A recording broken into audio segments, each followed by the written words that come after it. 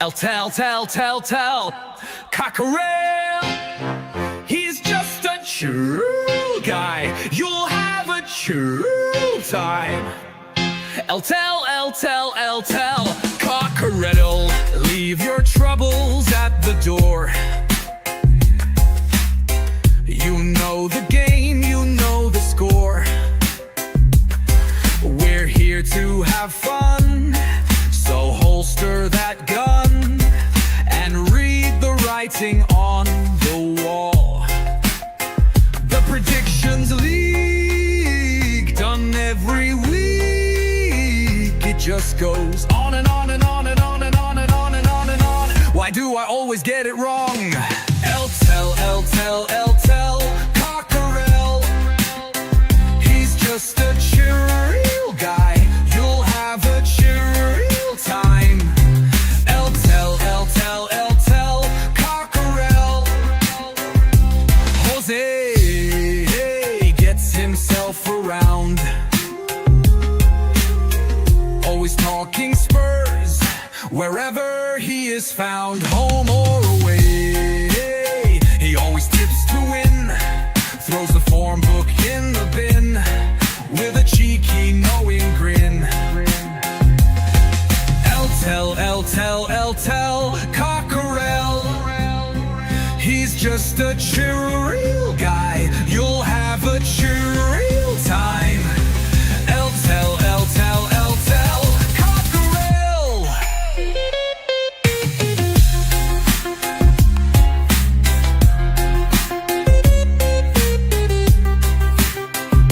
The predictions league, done every week.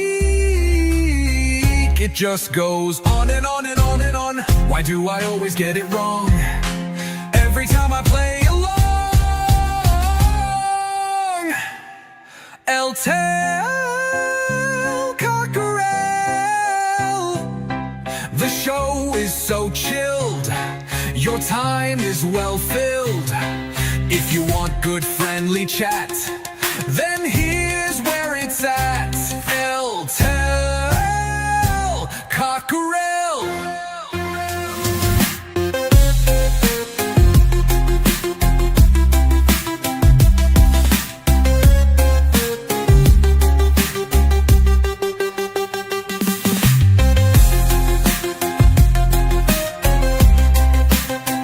It just goes on and on and on and on and on and on and on and on. Why do I always get it wrong? Tell, Cockerel. The show is so chill, your time is well filled.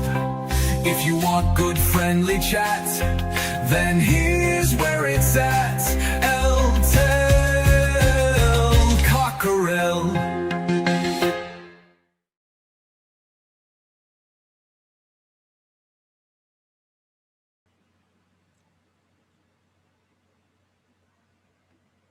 Jose, I think you're on mute. I am on mute, Chang. Sorry. I said we've got it, because we was having problems backstage and I couldn't get us both on the screen at the same time, but I've managed to do it now. I don't know how I've done it, but I've done it. Anyway, good morning to everybody, good afternoon and good evening, wherever you may be watching from, whether you're watching live or whether you're watching on repeat. I hope that everybody is well. I'm not sure what it is in the world today for everybody, but here in England or Great Britain, today is a very special day. It's not about football, it's about mothers. Today is Mother's Day. So, to everybody that still has a female person in their life, a very, very, very, very happy Mother's Day to you all. It's a very important job that you mothers do for in the majority of the sphere for everybody. So I wish you all the very best. Any mothers that are watching, there's one that's watching already because she's already commented, and I wish you a very, very happy Mother's Day.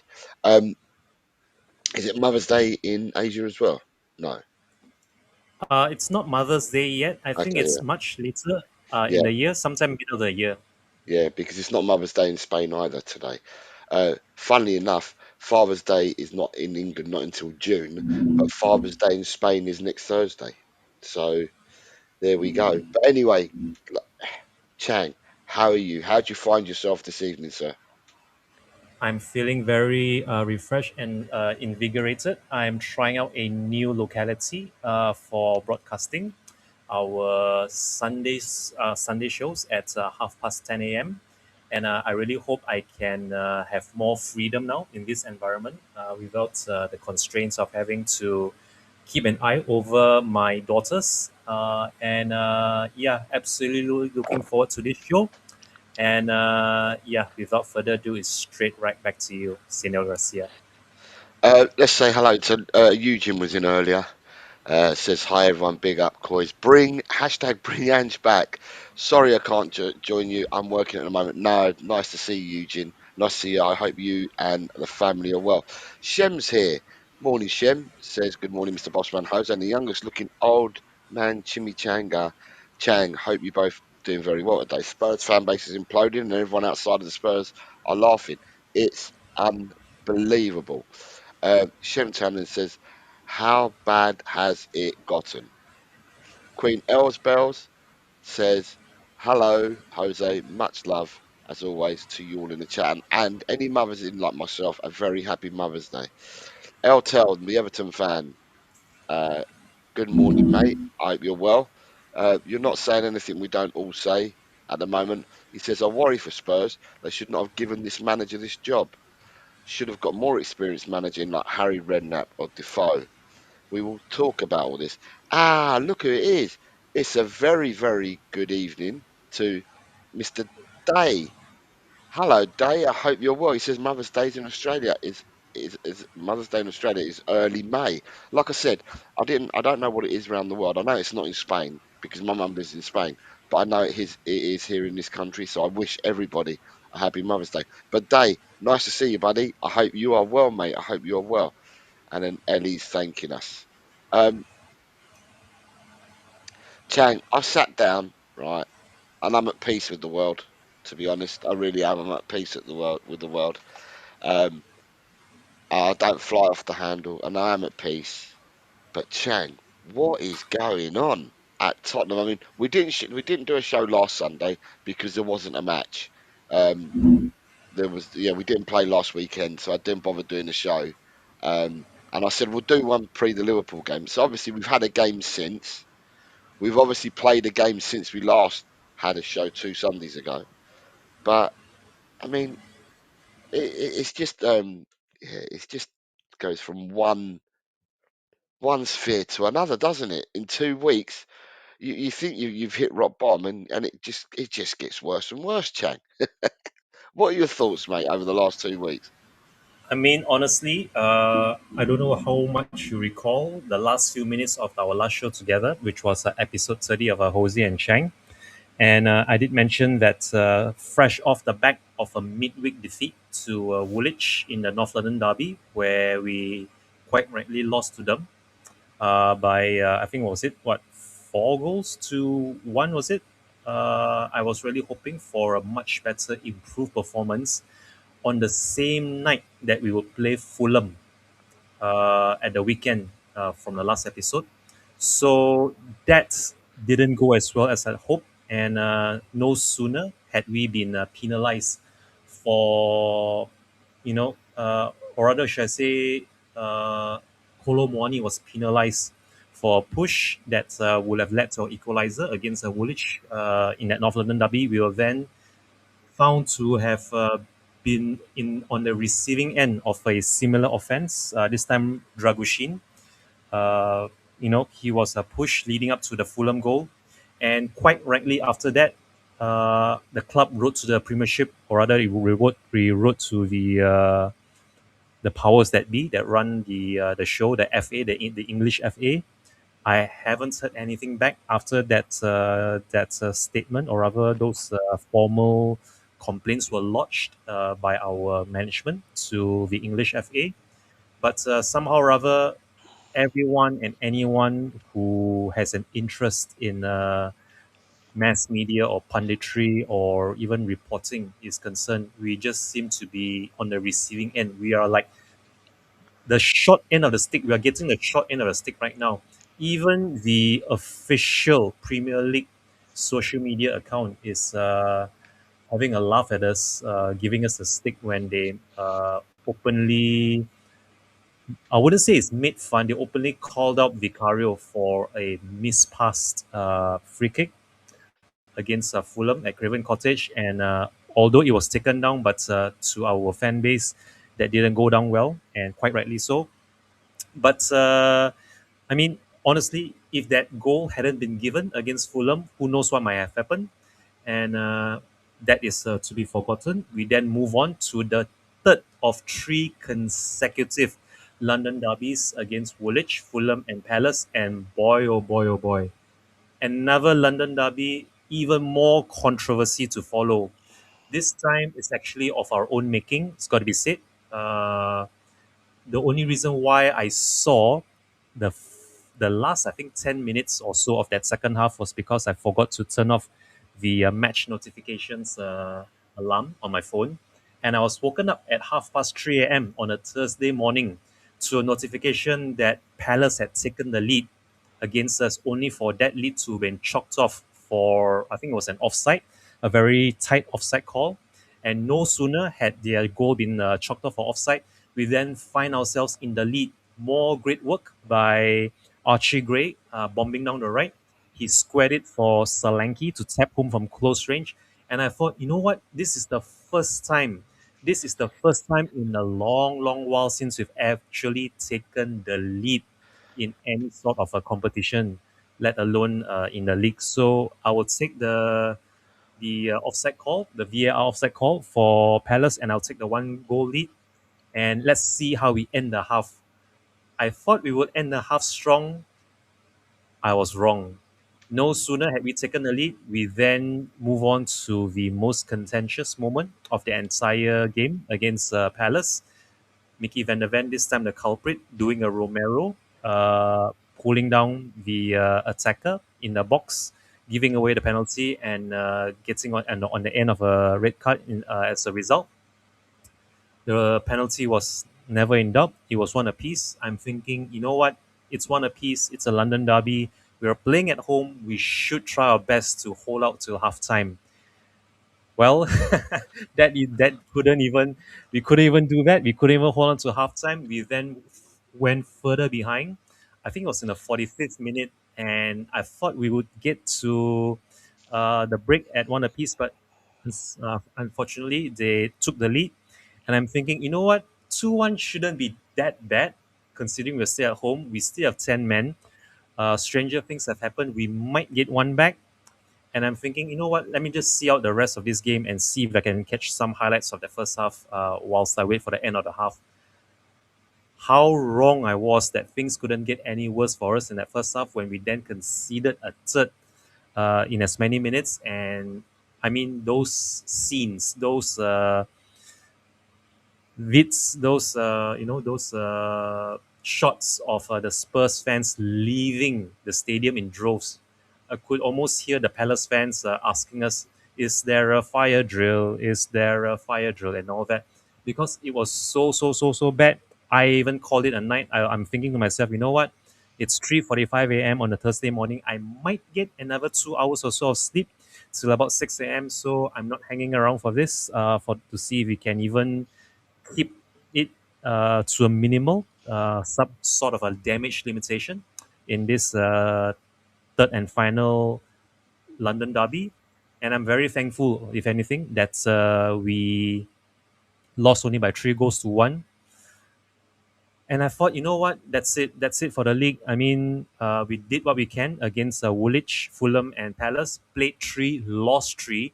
We scored three, but unfortunately, we also conceded something like 9 goals. We conceded 9 goals in three London derbies. That's an average of 3 goals conceded per game. Maybe it's time to give Vicario a rest, probably against Atletico Madrid. Although, if it's going to be Kinski making his Champions League debut for us away in Madrid, that might not be the best of ideas. But let's see what Igor Tudor had in mind for us. Boy, oh boy, it must have been a debut to forget for Kinski, because, I mean, that was as bad as an opening 15 minutes of goalkeeping you could ever hope from any of our past goalkeepers. The only one I think that would be marginally worse was that catastrophic away day against Newcastle, where I think we conceded something like five goals conceded inside 20 or so minutes. So I am glad, however, that Igor Tudor saw that it was pointless to keep Kinski out there. He put on Vicario. We still conceded. Don't get me wrong, we still conceded after that, but we still were able to keep damage to a minimal. We ended up, I think, was it 5-2? 5-2 with a 3 goal deficit in the first leg. So we have 3 goals to make up for. It's not all loss. It's not all doom and gloom yet against Atletico Madrid. Although, to be very honest, I think that shouldn't be a priority at all. We should fully focus now on what is going to be very likely a relegation playoff against Nottingham Forest next weekend. That is assuming that they themselves don't leapfrog us tonight if they were to win their match and we lose ours against Liverpool. But I'm going to keep that later on for the preview against our opponents for tonight, Liverpool away at Anfield. But I think it's what now? 5 consecutive losses? Five, or is it four? I can't even remember. I think it's four. 4 consecutive losses on the trot for Igor Tudor. 3 of them from 3 consecutive London derbies and one against Atletico Madrid. We might even find ourselves 5-5 tonight against Liverpool, possibly even 6-6 next midweek when we play Atletico Madrid again for the home leg, the return home leg. But I mean, this is just getting from bad to worse, and I honestly cannot see the light at the end of this long dark tunnel, Jose. I hope you have something. I hope you have some words of encouragement, or at least something for us first fans to cling on to, because honestly, I think it's getting very, very, it's getting quite drastic right now. The situation. The only thing that's keeping us afloat is that we are just now hoping that the other teams in and about the relegation zone don't steal much on us. But otherwise, it's been a very tough fortnight to stomach, especially if you're a Spurs fan. And I can't see how things are going to get any better tonight. But enough about that. I think it's straight back to you, Jose, without further ado. So Ellie says that our men play Liverpool as well, and our women play their rivals Everton. Day says, I've given up with sport, even with the Formula One. My driver Oscar has not driven a single lap in 2 races now. I don't even want to talk about Spurs. Ronnie's here, says hello, Jose and Mr. Chang. Good morning to you, Ronnie, mate. I hope you're well. Ellie's saying hello to you as well, Chang. Um, and then Gus, and blast from the past. We've got Day and Gus here. I've not seen these two for a while. Gus is here. Good morning, Gus. I hope you are well, sir. I hope you're well. Nice to see you. Says morning, Jose and Chang. Hope all is well. Never normally up on a Sunday for this. Does that mean Gus is in America? I think Gus might be in the States. Um, Day says that Archie Gray is it's a proper gem, one of the few lights in a dark season.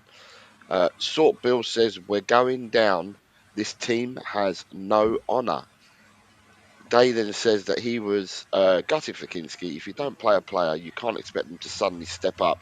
Feel bad for the guy. And Ellie says, and agrees with you, Chang. She says, spot on, Chang. We didn't finish strong versus Palace. We capitulated with silly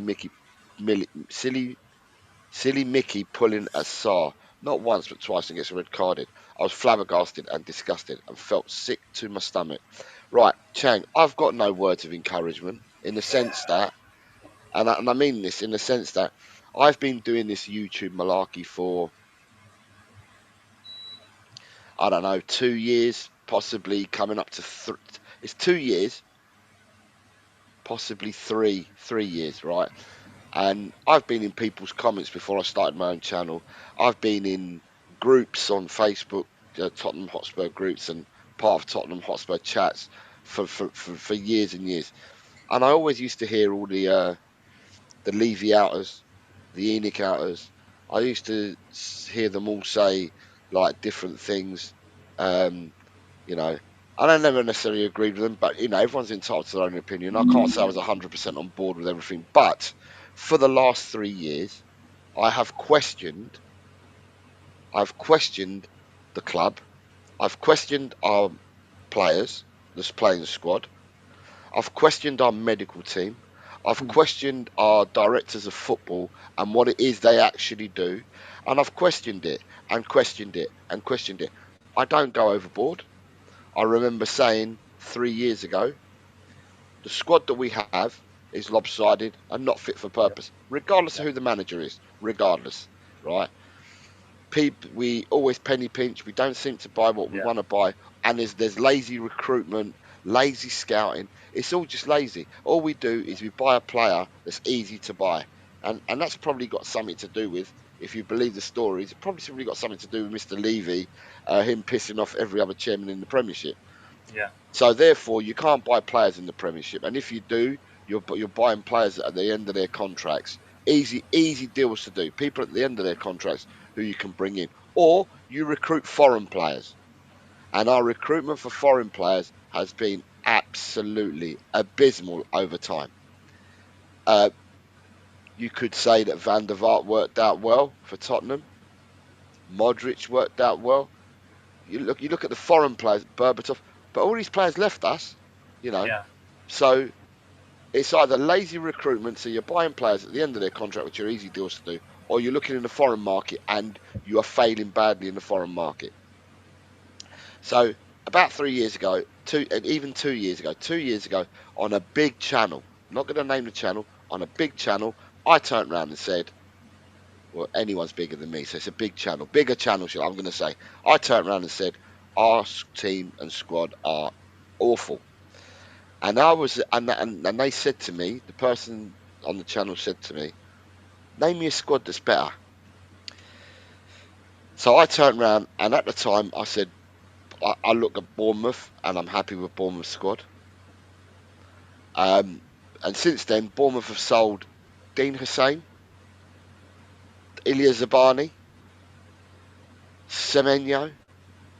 The list goes on of the players that they sold. But that was the squad they had when I said it's better than Tottenham's. Yeah, but we're a bigger club. It doesn't matter we're a bigger club. You asked me, and I think that our squad's crap, and I prefer Bournemouth squad. I also said at the time that I preferred Nottingham Forest squad, purely because they had two centre backs 2 years ago. They had two centre backs, or last season. It was last season, the season before. They had two centre backs in Murillo and Milenkovic who play football.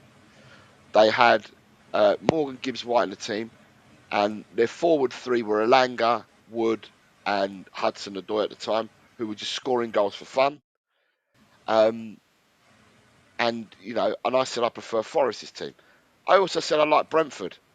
I like what they've done at Brentford. I think they've got a good squad. And people laughing at me because Tottenham are supposedly meant to be the big club, and I was Yeah. naming teams that are not bigger in name, but I felt they had a lot better squads than us. The Brentford side at the time had Ivan Toney, Vissa, and Mbuemo as their front three, and they were scoring goals for fun, and they looked cohesive in the way that they played. You know, and I look at Tottenham, and Ellie goes to the matches as well. So we see it with the naked eye. We see the games for Mm. ourselves. With these managers that we've been playing with, okay, with Postecoglou, I understood what we tried to do, and I did. I understood what we tried to do. Whether we agree or we don't agree, we tried to play attacking football, and he had players in positions to do certain things, right? And um, but when I've watched Thomas Frank's teams this season, and I've watched Igor Tudor's teams this season, I don't understand what it is we're trying to do. I don't understand the patterns of play. All this square pegging and round holing business that we've done the whole of the season just doesn't sit well with me. I mean, we did a bit of that. We did a bit of that with Ange Postecoglou, um, where he kept playing Ole Ole out on the right hand wing, right, Mm. and he's a second forward. But he won us the trophy, didn't he, in the end? But Yep. for me, Yep. he was another player that was playing out of position, and it's just pick players in their strongest positions, buy players for their strongest positions, and I cannot see. I mean, I don't know. People say that the players aren't playing for the managers. You know, the club stinks. The hierarchy, I haven't got a clue what they're doing. And I go back to the medical team. We seem to be every season. It's not just one's an anomaly. Yeah, you could say one Yeah. season's an anomaly, but we have it every season where we have 11, 12, 13, 14 players out. Our players get injured. It's a minor injury. They're out for 9 months on a minor injury. Imagine if they got a major injury, how long they'd be out for. You know, and I just think to myself, what is it the medical team to do? The players are now being seen by their own medical teams. They're flying around the world to people that they Mm. trust Yeah. to aid them in their recoveries, to aid them in the diagnosis and the prognosis of what is wrong with them, because there's no trust in the medical team at the club at all. With regards to I mean, people know me, and I've said this for ages. Johan Langer, Johan Langer, directors, and I've said this from day one. Directors of football, and I found this weird. Directors of football and people in high-profile positions like this at other clubs. If you poach them, they normally have to do gardening leave. You can't have Okay. them straight away. They have to do a period of gardening leave because the plans that they've got at the club are already in place, and Mm. in order to keep them plans in place, you have to step aside and do a piece of gardening leave. Some of these people are on gardening leave for 5 months and beyond. When we signed Langer, Villa said you can have him straight away. That to me sent red Yeah. flags. And I said it at Yeah. the time. I said, that's a red flag.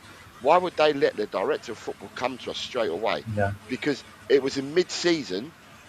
It was in between. I think we bought Langer in the April, March or April time, which is in between your winter window's just finished. You're preparing for your summer window. So that means your plans are in play and they let him Mm. come to us. And that was a red herring for me. I thought, hold on, what's going on?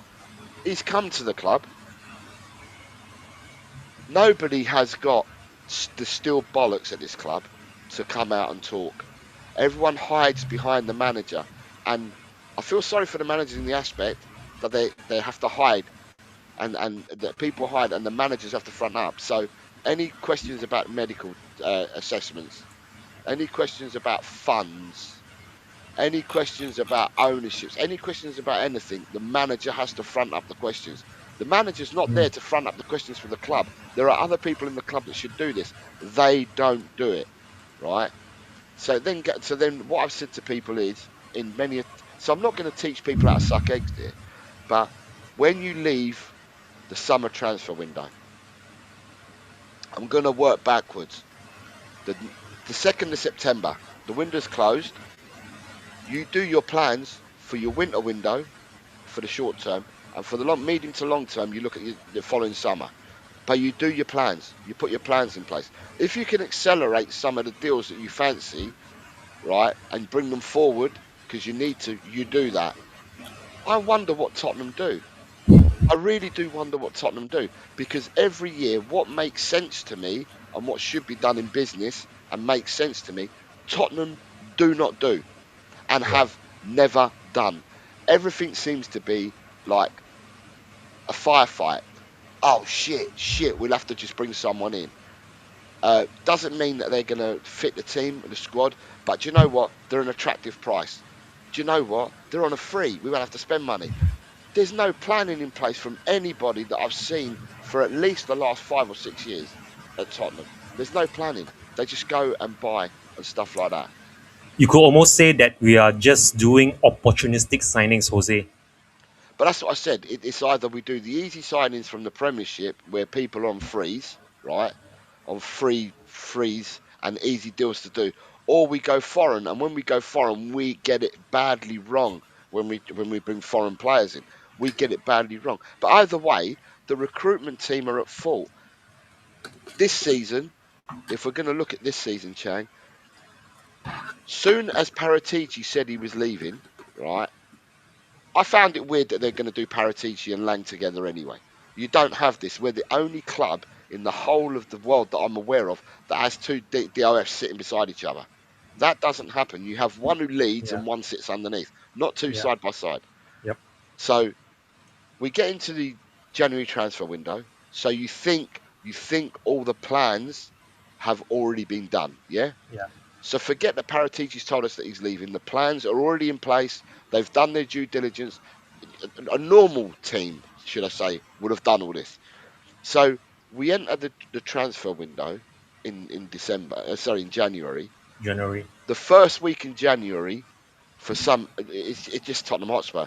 We lose 7 players in the first week, the first 10 days of January. We lose 7 players.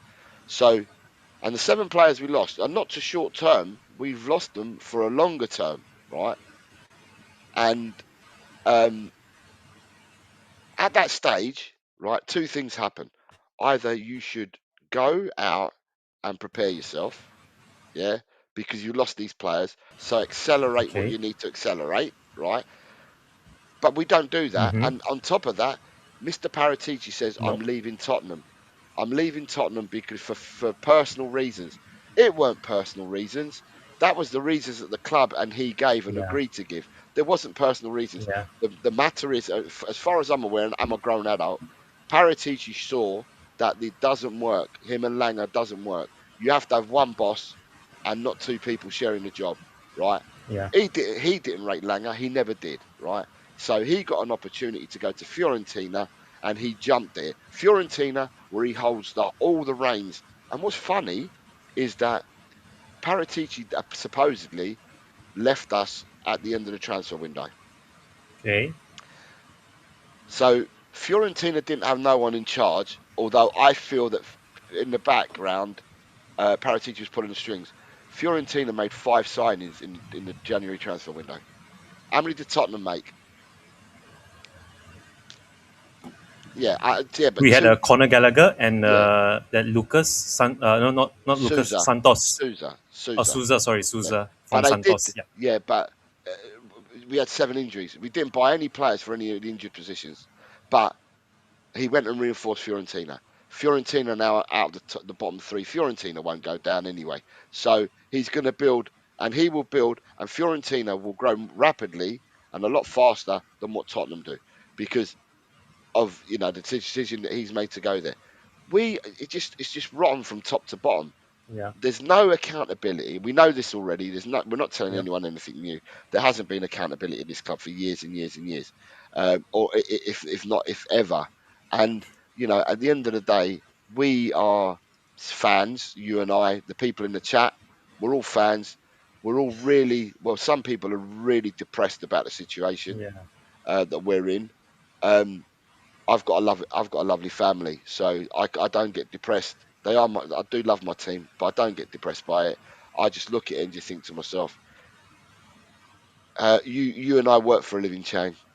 Yeah. If we had done anything remotely close to what's happening at the moment, I would have been sacked Mhm.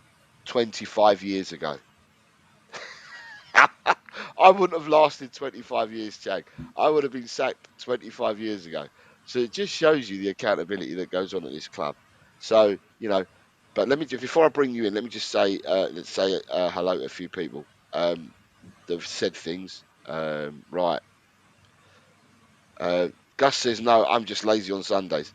Day says, I still can't believe it was only 9 months ago we were lifting a European trophy and cheering in the streets. Feels like years now. It certainly does. Um, Ellie says, I questioned them much more than 3 years when Poch and Harry were here and Mourinho and Conte, they left them criminally short. Steve D, morning Steve, I don't know if he's still with us, but he says, good morning, tell me Jose, that is a new background. Dark humour. It certainly is, mate, it certainly is. Um, Dave says, I had someone abuse the crap out of me for simply saying last season that we couldn't do both Premier League and Europa League. We had to choose one. We got one. We shouldn't have to choose, but that's where we're at. True, true, true. Mr. Shears in the house says, top of the morning, Jose Cobber and Chan Cobber. Good morning, Mr. Shear. Good morning, sir. I hope you are well. He says that plans have been lacking for 3 years. 3 years lacking, Jose, at the minute. It's more. I'm just talking about 3 years. It's more than 3 years. But yeah, Queen Ellie says, yeah, but at least Ange win. You definitely this wretched ownership in it will add on our managers. Actually, all of them. No squad building, none. Um, then you've got people saying hello to each other. How's my family? The family are good, mate. The family are good. It's Mother's Day over here today, David. So my wife's being taken out by one of my daughters, and the others are all working today. So, but she's going to enjoy that, which means I get to watch the football in peace, so I can cry on my own. Um, Spot on, Jose, yet managers are the first to lose their jobs, says David Shear. Um, and there it's a Chang. I'll bring you in, mate. I've gone on because do you know what? I don't want to be the guy that says, do you know what? I was right. And my thoughts. I mean, I'm a grown person. I'm a grown man. I've been around for years and years and years. I'm older than quite a lot of people. So therefore, I can make my own decisions. I'm not a follower. I'm not a sheep. I make my own decisions and my own thoughts, and I have my own thought process. And I look into things myself, and everything I'm thinking, and I don't want to be the man that said so, but everything I'm thinking has come to roost because I've had these thoughts for ages. Some of you have followed Yeah, me yeah. in all my journey, and these are the things that I've said. I've not changed. I've not wavered. I'd like to change. I'd like to waver. Mm, I'd like to be in a better place. I'd like to be really happy. I'd like to give you optimism, you know. But yeah. I'm afraid I can give optimism and I can talk crap if you want and give you as much optimism as possible. But the truth of the matter is when we're looking at the situation that we're in, there is no optimism that we can give at all. I mean, I mean, I think it's far, far, far too late to do any sort of finger pointing or to try and lay blame on any one person. But this has actually been manifesting itself for far, far, far too long. Credit where credit is due. Mourinho, I think he was the first to actually see all these red flags, everything that was wrong and rotten with the club. He was the first to notice it, and to his credit as well, I think, and this is based purely on what I'm reading from the situation after he left. But I'm quite sure that it was him who was the one who then made Harry, who helped Harry Kane make up his own mind that it was time to leave this sinking ship before his time runs out to win any sort of trophies away from Spurs, away from England, away from Great Britain, and good for him going to Bayern Munich along with Eric Dyer. They won the Bundesliga there. They might even get a Champions League this season, although it's still a long way to go. But credit to him. But if Mourinho saw that and then his successor after that, not Nuno, but rather Conte and that famous rant after our away defeat to Wolves at the Molineux, he just laid it bare. He laid it bare that, Southampton. oh, sorry, it's against Southampton. It was Thank a you. draw. It was a draw against Southampton. We were winning, and we ended up drawing 3-3. Oh, okay. Then I must have got it wrong. We were 3-1 up, and then Southampton pulled it back to 3-3, and then it was after the Southampton game. It was March 2022 that he did that, or 23, March Wow. 23. So that's how long ago it's been since Conte had that famous rant. And I thought that even there and then, after his rant, that our board, our managers, I mean, our board of directors, Levy or Joe Lewis or anyone who's concerned with the well being of this club and the sustainability that we sort of thought we had it under control, but I think it's all been laid bare now. I think I might even go a bit further into this of the problems that we have currently plaguing us with new quotes coming up from V9 with regards to how Levy himself mismanaged some of our funds, or rather, he didn't buy wisely, and that we may have to sell players. But I'm going to leave that for later. But all these managers and even Postecoglou too, to a certain extent, I think it was about a week or so ago, when he went on the overlap and he just made it clear that he knew he was a dead man walking before the Europa League final. He still, even though he knew he was on his way out, he still stuck true to his word. He got us that trophy. He got us over the finish line, which I will forever be grateful for. I thought he might. I thought he was trying to see if he can get some leverage on the open bus parade, the open top bus stop parade, to get some fans to back him to stay for a third season, because that's what he was hinting at, saying that every third season should be better than the first two. But unfortunately, he wasn't given a chance. Now look where we are after that. After that Europa League victory, after all those celebrations following that wonderful night in Madrid.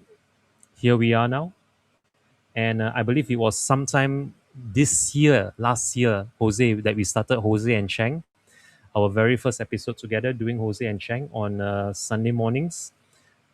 It took us, yeah, I think it took us only 12 or 13 episodes to win a trophy after we did Jose and Chang. But after that, look where we are now.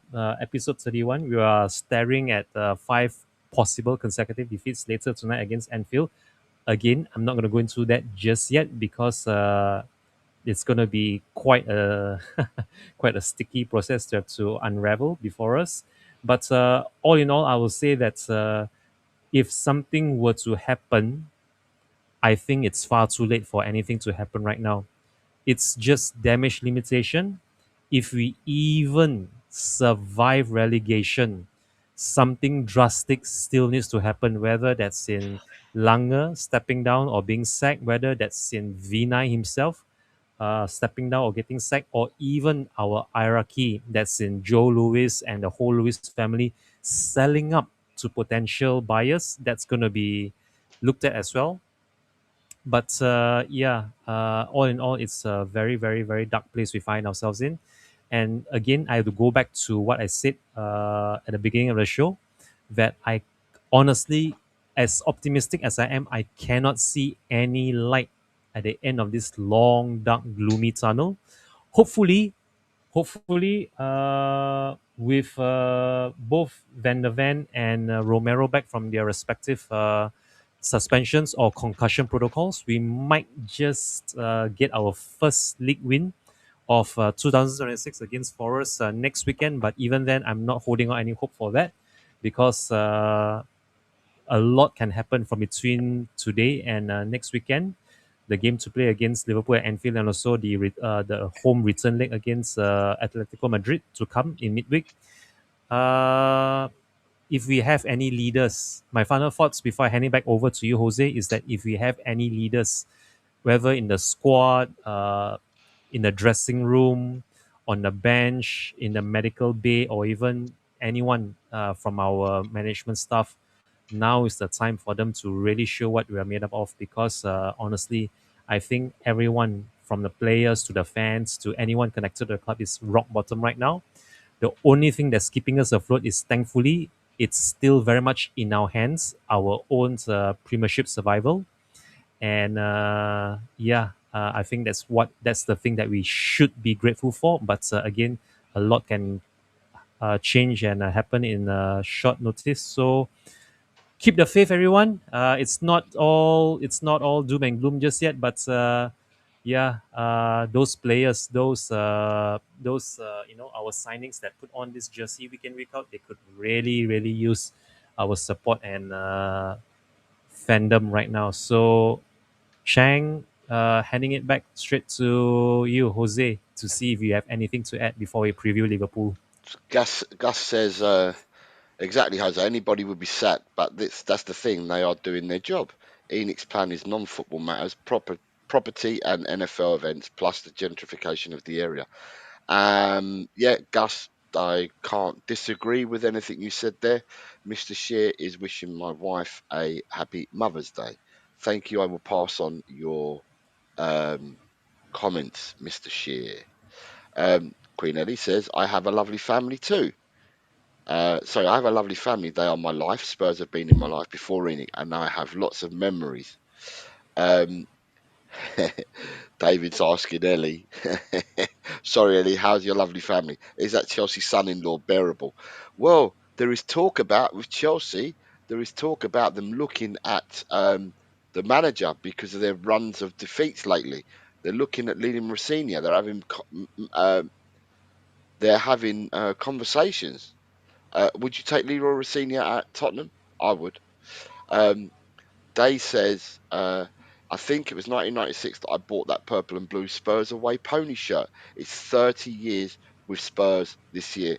Thank you for your support, Day. I've been a tad bit longer than that, nearly double, nearly. Mine has been 50. This year will be 50 in July. No, in September it'll be 51 years for me this year. So I'm in my 50th year. Um, people don't believe I'm that old. Um, David Shear says, I also can't believe how mentally fragile these players are, yet young Archie is proper. We have seriously missed Kulu and his fight this year. David, if Kulu and Madison were in the team, we wouldn't be where we are now. Yeah. We wouldn't be in this position. I'm not saying what position we'd be in, but we wouldn't be in this position because they are both fighters and both quality players. You need quality. You can't play garbage all the time. You need to have quality players. And I'm afraid to say that some of our quality, or the majority of our quality, is being sidelined through injury in Madison and Kulu. Um, then again, we have 25 young wingers with potential. Oh, yeah. Uh, David says, Dave, tell me to stop, mate. The sarcasm is real, as is the disappointment. Ellie's agreeing with you. Says they just don't care to Yeah. change Chang. So she's agreeing with you. Um, Dave's telling Dave not to stop. Snowflakes, Ellie. This would never have happened in the olden days. Um, and one from me, smash a like for the stream. Make or drop a comment and they will be read. I try to read every single comment, as you all know. We're not the biggest of channels, so I can get around to the comments and I tend to get around to all the comments. So yeah, drop a comment and make sure they'll all be read. Subscribe and share with people if you haven't done so already. And if you kindly become a member to support the channel, you are all appreciated. From the bottom of my heart, everyone that comes to hear us and watch us is appreciated. Ghosted London is here, says big up gents. Good morning to you, Ghosted. I hope you're well. Dave says the craziest thing is that if we do survive this season, it will just make those in control think they're doing a good job Yeah. and nothing will change. Do you know what? I'm not sure with that. I'm not sure with that, and I'll tell you why. I'll come back to that. Let me start that one. I'm going to come back to that one. Archer's here. Morning, Archer. Says good morning, Jose and Chang. Enix's methods of recruitment are not sustainable to remain a Premier League club. Totally agree. Here he is. Here he is. Mr. M says morning, Tell and Chang. And then his famous saying is, uh, Wenger out, the club is rotten. Totally agree. David's updating on his foot. He says that, haha, foot on the way to healing. Another 3 weeks in the moon boot, maybe. I have started the moonwalk on one leg. Problem being, I moonwalk in a circle, much like the club boom. Fantastic. I hope you're on the mend, sir. I hope you're on the mend. Um, Ellie says, it's not Romero. It's not Romero VDV. I want to play as they have let us down when we really needed them. I love Paulinho as he's been our most credible player. He's a fighter. Yeah. Um, Day then says, Jose, if you're old, then so am I. I think there's only weeks between us. Day, do you know what? This is how bad it gets. The other day, I think a couple of days ago, I looked in the mirror when I was doing my hair, and I can hardly see any black in my hair at all. My hair seems to have gone grey. So I said to my family, I'm going to go and dye my hair black, and they said, don't you dare. They said, if anything, if anything, if you're going to really push the boat out, do it brown, but don't go black. They said that I'd look like you won't even know who I'm talking about. They said that I'd probably look like Ray Reardon if I'd done that. Um, David Shear says that he agrees with Ellie. He wanted Paulinho 3 years ago. Ellie, he's an upgrade. He was an upgrade on Højbjerg. He's cut out upstairs. Is this cut out upstairs? So I think he's laughing at Ellie. Um, Going back to where did I start that comment? Right, I did start a comment right. Chang, with this one, right, where it says the craziest thing is if we do survive this season, it will just make those in control think that they're doing a good job and nothing will change. I I don't agree. I think that things will change, Chang. And my reason for that is, right, is what's happening at Tottenham at the moment is there, it's been laid bare in front of the whole world. There's no hiding and there's no sweeping under carpets. Oh, this was that and this was that, and you can get away with this now. This has been laid bare in front of the whole world. The whole world is now looking at Tottenham. Well, it doesn't matter whether you're in the Premier, outside the Premier, in Europe. Everybody is looking at Tottenham Hotspurs. A lot of people are looking at Tottenham Hotspur with dismay from the outside. We're all in the washing machine. and we're on a spin cycle, the fans. But Yeah. the people from outside are watching the washing machine spin, and watching us going round and round. And I think that, because of the fact that it's been laid bare in front of everyone, you cannot then get away with it if we survive. You have to do something. Something needs to change because the whole world has seen it. You can't get away with this one now. And so for me, if we survive, changes need to be made. Things need to happen because you can never end up in this position. I think what it does as well, it probably magnifies internally, it probably magnifies the shortcomings in a lot of the areas that we've got at the club. If people remember what I've said in the past, I've said Tottenham's like a piece of pizza, and that everyone is a slice.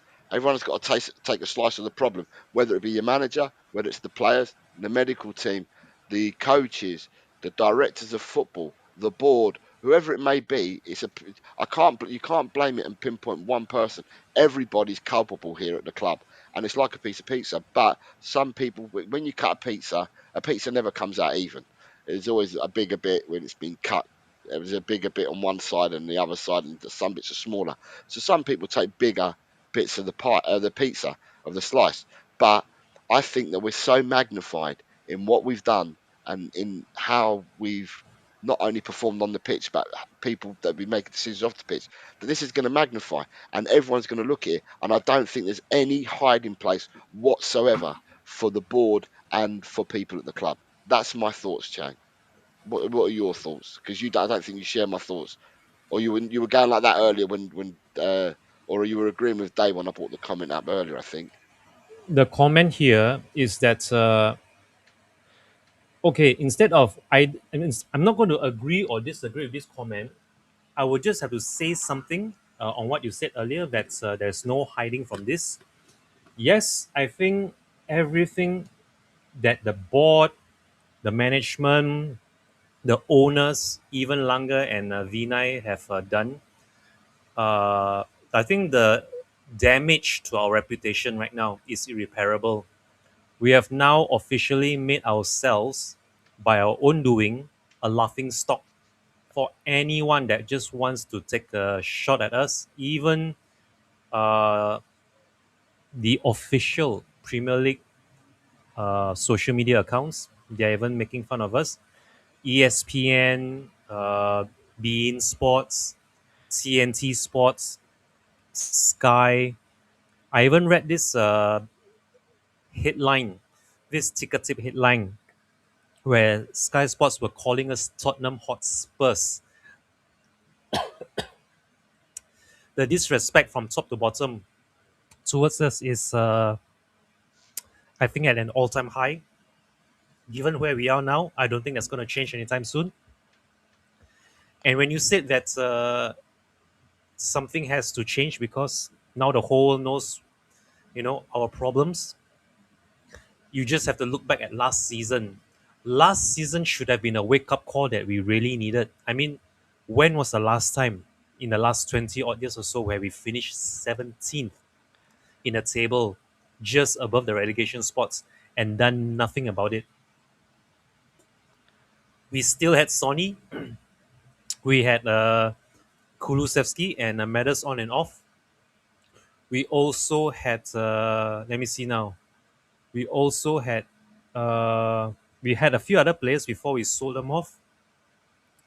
But as soon as the new season was announced and that Big Ange was officially confirmed to have been released, I thought that there and then was the big mistake to not hold on to him, to not give him a chance at a third season, given how he's brought the entire team together as a unit to lift that trophy in Madrid.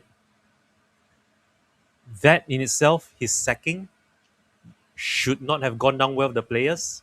And I think that might have something to do with how Thomas Frank was taken in by the players. And then you go from that to seeing Morgan Gibbs White and Eberechi Eze turn us down back to back before the end of the transfer window. I'm still glad that we were able to get a few other players in.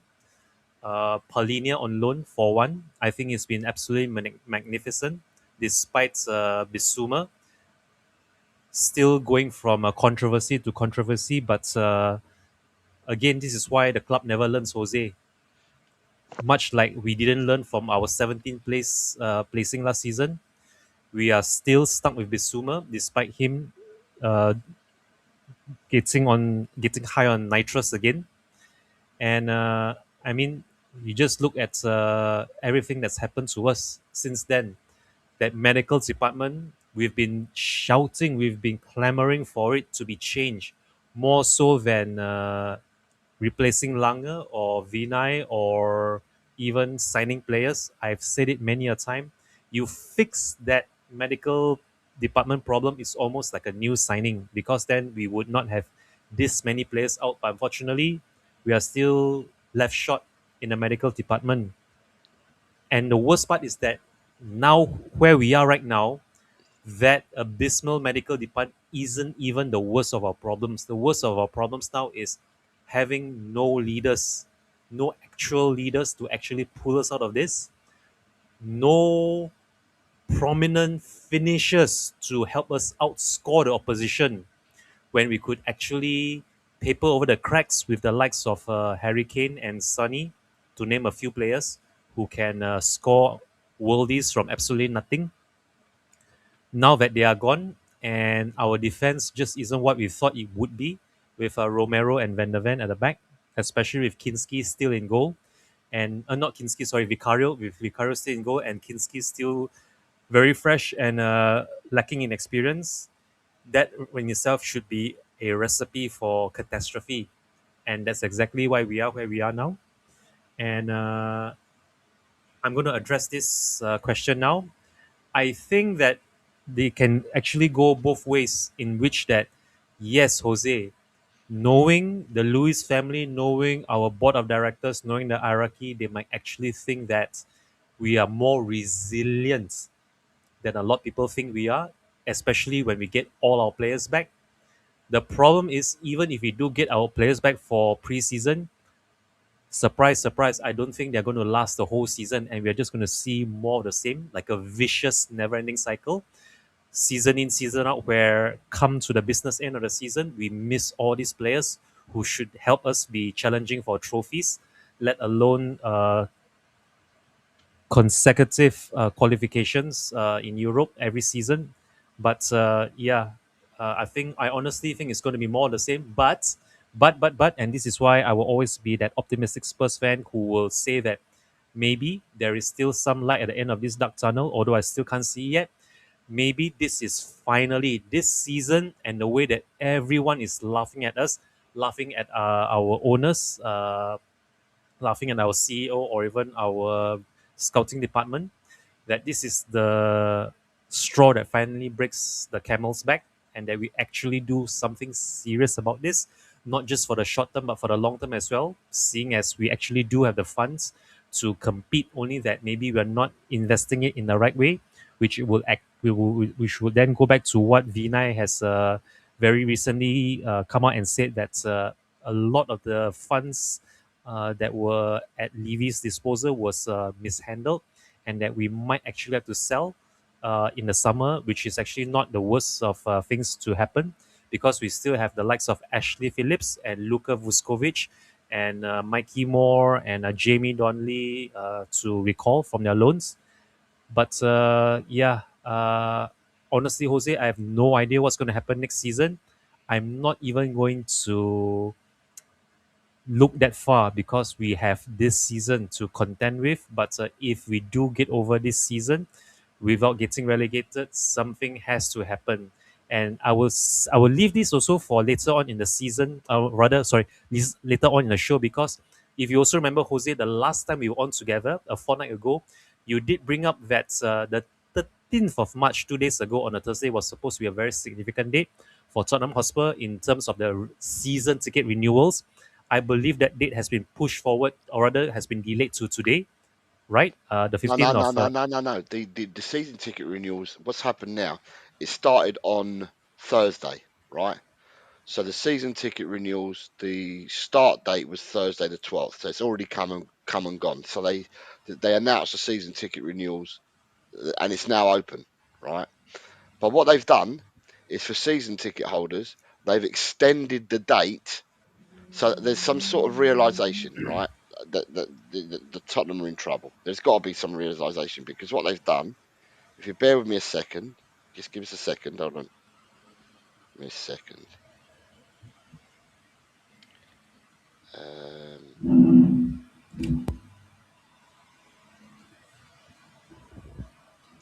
As previously communicated, general admission season ticket renewals for the 26-27 opened today on Thursday the 12th of March. In line with our ticketing charter published in March 2024, we are committed to opening renewals by no later than the 15th of March of each year. We recognise the seriousness of our current league position of our men's team, and following discussions with the Fans Advisory Board and the Tottenham Hotspur Supporters Trust, can confirm the renewal window for 26-27 will now remain open for an extended period until Sunday, the 7th of June, to ensure fans have full clarity on next season before renewing. So they've extended the date. So there is actually some realization there about the peril that we're in. They've extended it for a further 2 to 3 weeks till that date in June. However, they've only extended that to general season ticket holders. People that have got premium season tickets, there's been no extension. You still got the same date. So whatever dated window has been given for premium has not been extended. So there is a realization that there's a problem, that there could be trouble ahead, so to speak. And Yeah. there's now a realization that's come from Tottenham Hotspur. That's what was emailed to me on Thursday. Okay, so now that that's clear, I think moving forward, I mean, right now I think it's a bit far too early to say what's going to happen to us and our Premiership status before the final game of the season. But I honestly think that if after everything that we've been through, the last 12 months from our open top bus parade to where we are now in It's our not league even been. It's position, not been Chang. It's not even been 12 months, my man. It's yeah, not that's even been that's 12 months. It was I in think that's May. that makes it all the more worse. Then that That's makes it right. all That's right. that makes it all the more worse that we've gone from the highest of highs to the lowest of lows now in such a short period of time, in under a year. Ever since we sold Sony, ever since we even then went from selling Sony to selling Brennan Johnson without a proper backup, without a proper replacement, I'm still honestly miffed and mystified as to where Xavi Simons is supposed to be playing. Is he a attacking midfielder, a creative midfielder? Is he a wide player? I mean, even who is our main striker? Is it supposed to be Solanke? Is it Richarlison? Is it someone else? So many questions, Jose, and all these questions should have been answered even before this season began.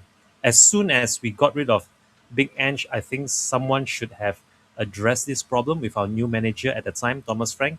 Unfortunately, it didn't happen. We didn't get Morgan Gibbs White. We also didn't get Ebreche Eze, and look where we are now. Even in January, when we had an opportunity of sorts to have a look in at Ademola Lookman. Look at Ademola Lookman and how he's really crushing it over at Atalanta. And Atletico. yes, Atletico. But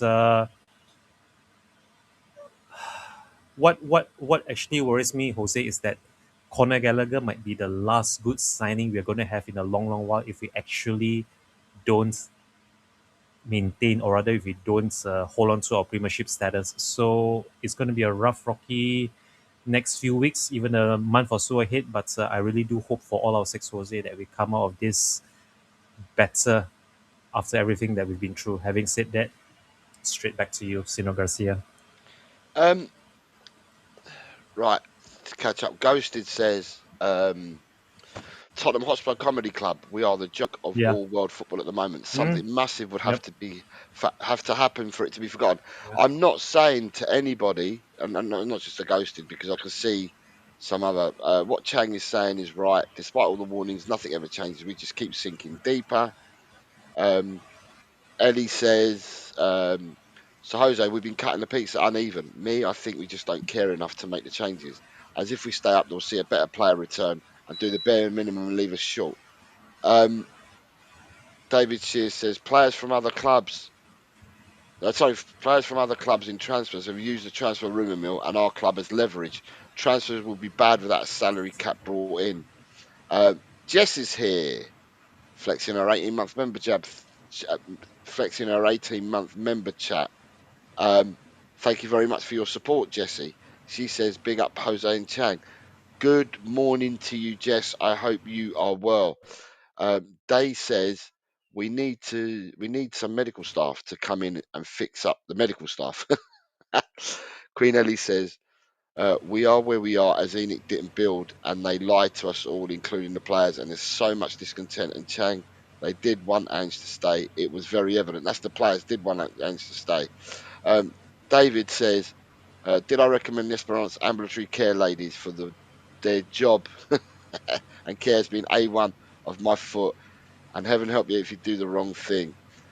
Dave says, I can't forget how we went an entire window without signing after Potts got us into the Champions League final.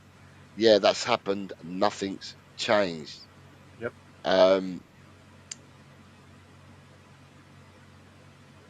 David Shear flexing his 18-month member badge. So thank you very much for your continued support, Mr. Shear. Cobber says, Jess, let's have twins. I'm not saying for 1 minute, right, that they don't do X, Y, and Z. All I'm saying is the focus of the whole world is on the club, right? Everybody is calling out the failings, the shortfalls, the cuts, everything that Tottenham have done. It's been magnified. It is such bad publicity. It's Yep. such bad press. There is no coming back from it. There is no hiding place. Even Yep. if the team survives, there is no hiding place for those above. You cannot hide. You've now opened yourself up to the whole world. This Yep. is not something that you can contain and Yep. put into a tin in the corner. Yep. This is out for everybody to see.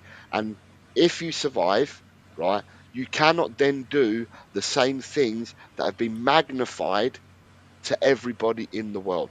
You cannot do the same things again. That's why I think to myself that if we survive, we will do something, or we would have to do something different. Whether it's, hold on, everyone's on the train today. Look at that. Drula's here with her 18-month membership badge. Thank you very much for your continued support. Drula says, afternoon to the two lovely young lads. I'm blushing. I'm blushing. Good morning to you, Drula. I hope you are well.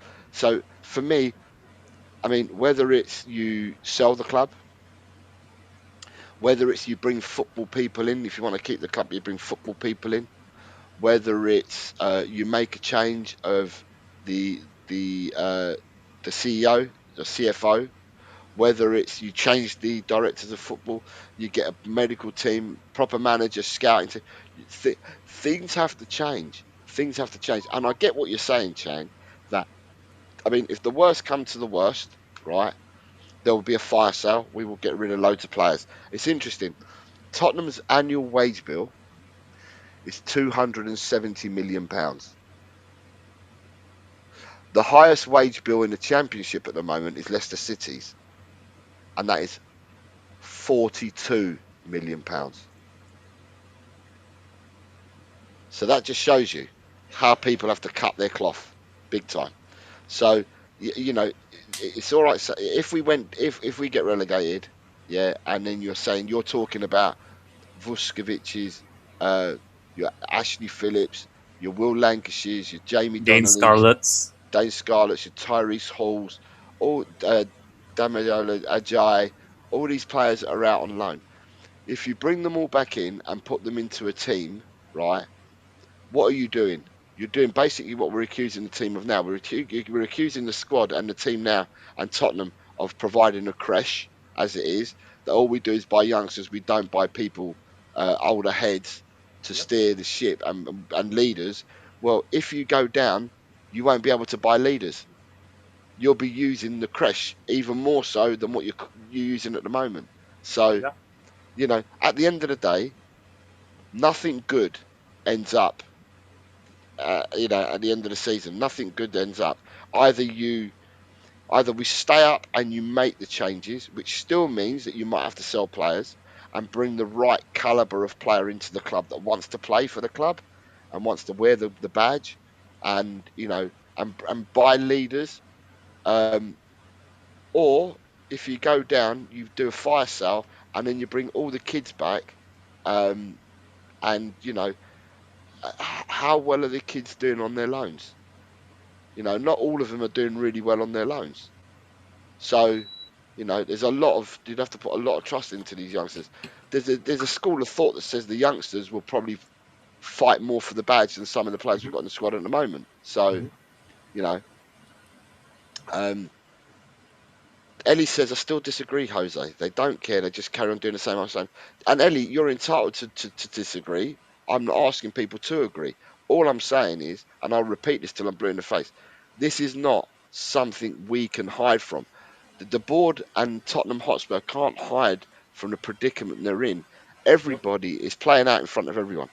The whole world can see it. It's playing around everyone. And all I'm saying is that with that kind of damage, you can't hide from it. And like I said earlier, you can't put it into a tin and then put it into a cupboard and with a lock and key. This is for everyone to see. And for that, I think action needs to be taken. Things will need to happen. So, um, right, going on to we might as well move on, Chang, to uh, we're gonna talk about Liverpool and then we'll talk about Atletico Madrid. So Liverpool, Chang, today. I think people that do the predictions league um, with me. Did you do the predictions on Friday with Kate? Yes, I did. Okay. So Chang, my song, my theme tune, everything talks about how I always back Tottenham to win. Home or away, I always back Tottenham to win. In all my lifetime, and I'm talking about entire lifetime, even before people knew me on predictions and that, ever since I've started supporting Tottenham, doesn't matter who we were playing, who we play, home or away, Europe, friendlies, Premier Leagues, it doesn't matter who we play. I've Hmm. always picked a positive result. I've never picked a draw and I've never picked a loss. On Friday, Chang, in my prediction show, I changed all this. I heard what the manager had to say in the press conference. Yeah. Um, I then we were told about the players that were out with concussion and injuries and suspensions. And I turned around and in my fantasy, I went 3-0 Liverpool. It's the first time I've ever gone against Tottenham in the whole of my life supporting the team. I just thought to myself, and I said this on the show on Friday, I've got to be an absolute pleb if I think that Tottenham go there with a chance. Looking at the history that we've got at Anfield, everything is so against us. It's so against us, and the fact that I don't know whether Dragassin's fit. But if you're playing Dragassin and Danso, I dread to think what Ekatike will do to Dragassin. Not so much Danso, but Dragassin. I think Yeah. Dragassin for me, He's and the I've weak said link. he's an awful defender. Really bad. There's been some talk that Junior Byfield might be brought in because when Archie Gray, the press conference as well, when they talked about Archie Gray, and Tudor said, "Never seen Archie Gray before, never knew about him. I have since I've come to the club." And he said he's an exceptional player. He's played in 4 different positions for me so far, and he'll be playing in a different one. So where will he be playing today? Because Oh. he's played right back, he's played left back, he's played centre back, he's played centre midfield. He's going to be playing in a different position today. So round pegs, square holes. So for today, I mean, would it be the most Spursy thing in the world to come away with a result today when everything is absolutely against you? That would be really Spursy, but I haven't seen any backbone to show me that we could even get a Spursy result, Shang. Right now, I think Look, okay, I think I'm going to try something different here. I don't think I've ever actually done this on any show ever since I did this YouTubing. Nor have I, not to my knowledge anyway, nor have I done anything similar like this since I started out something like 7 years ago, maybe in 2018 when I did my first ever shows over on Premier League Fan Zone on Sky. But I think that a lot of Spurs fans, me included, are now waking up to the realization that regardless of what we feel, how we hope things are going to play out, we have to live in reality. We have to see things for what they are. If we are in a position in which nothing good can come out of fielding our remaining healthy senior players, I'm talking about those players who traveled to Madrid to play at Atletico, and they are back now on home soil. This time over in Merseyside to take on Liverpool later on this evening. If, and this is a big if we want to stand a chance, even a glimmer of hope, a slim chance against Forest next weekend, Igor Tudor should do the wise thing and just field youngsters today and in midweek against Liverpool and Atletico Madrid, respectively. I'm not even kidding. That's not to say that tonight's game is a foregone conclusion. That's not to say that we shouldn't try and get something against Atletico Madrid because they themselves might think that they already have this one. Borussia Dortmund themselves certainly thought they did when they took to social media to taunt us before uh, being on the receiving end of a 2-0 defeat at our hands. But I can honestly say that I think tonight's game is almost like a foregone conclusion. I will not and I will never ever uh, voice out my prediction live on the air or on social media that would depict us as losing. But honestly, Jose, my prediction isn't too dissimilar to yours, which is why I will keep my predictions to myself. If you got my predictions from Miss Kate, I think you already know what I predicted. I no, So no, I'm I going. don't. I don't receive them, Okay. and I haven't All seen right. the show. That's why I'm asking. Did you predict? But Okay. I've turned around and Yes, I did. told you what my prediction is. So what was your Yes. prediction? You got to I say will it. tell you that. I will tell you that behind the scenes because I will not go on record, live on air, or even on playback where people can actually use this against me in the future. Because I've said many a time, and I will say it again: Spurs will always be my club now and forever. I will be Tottenham till I die.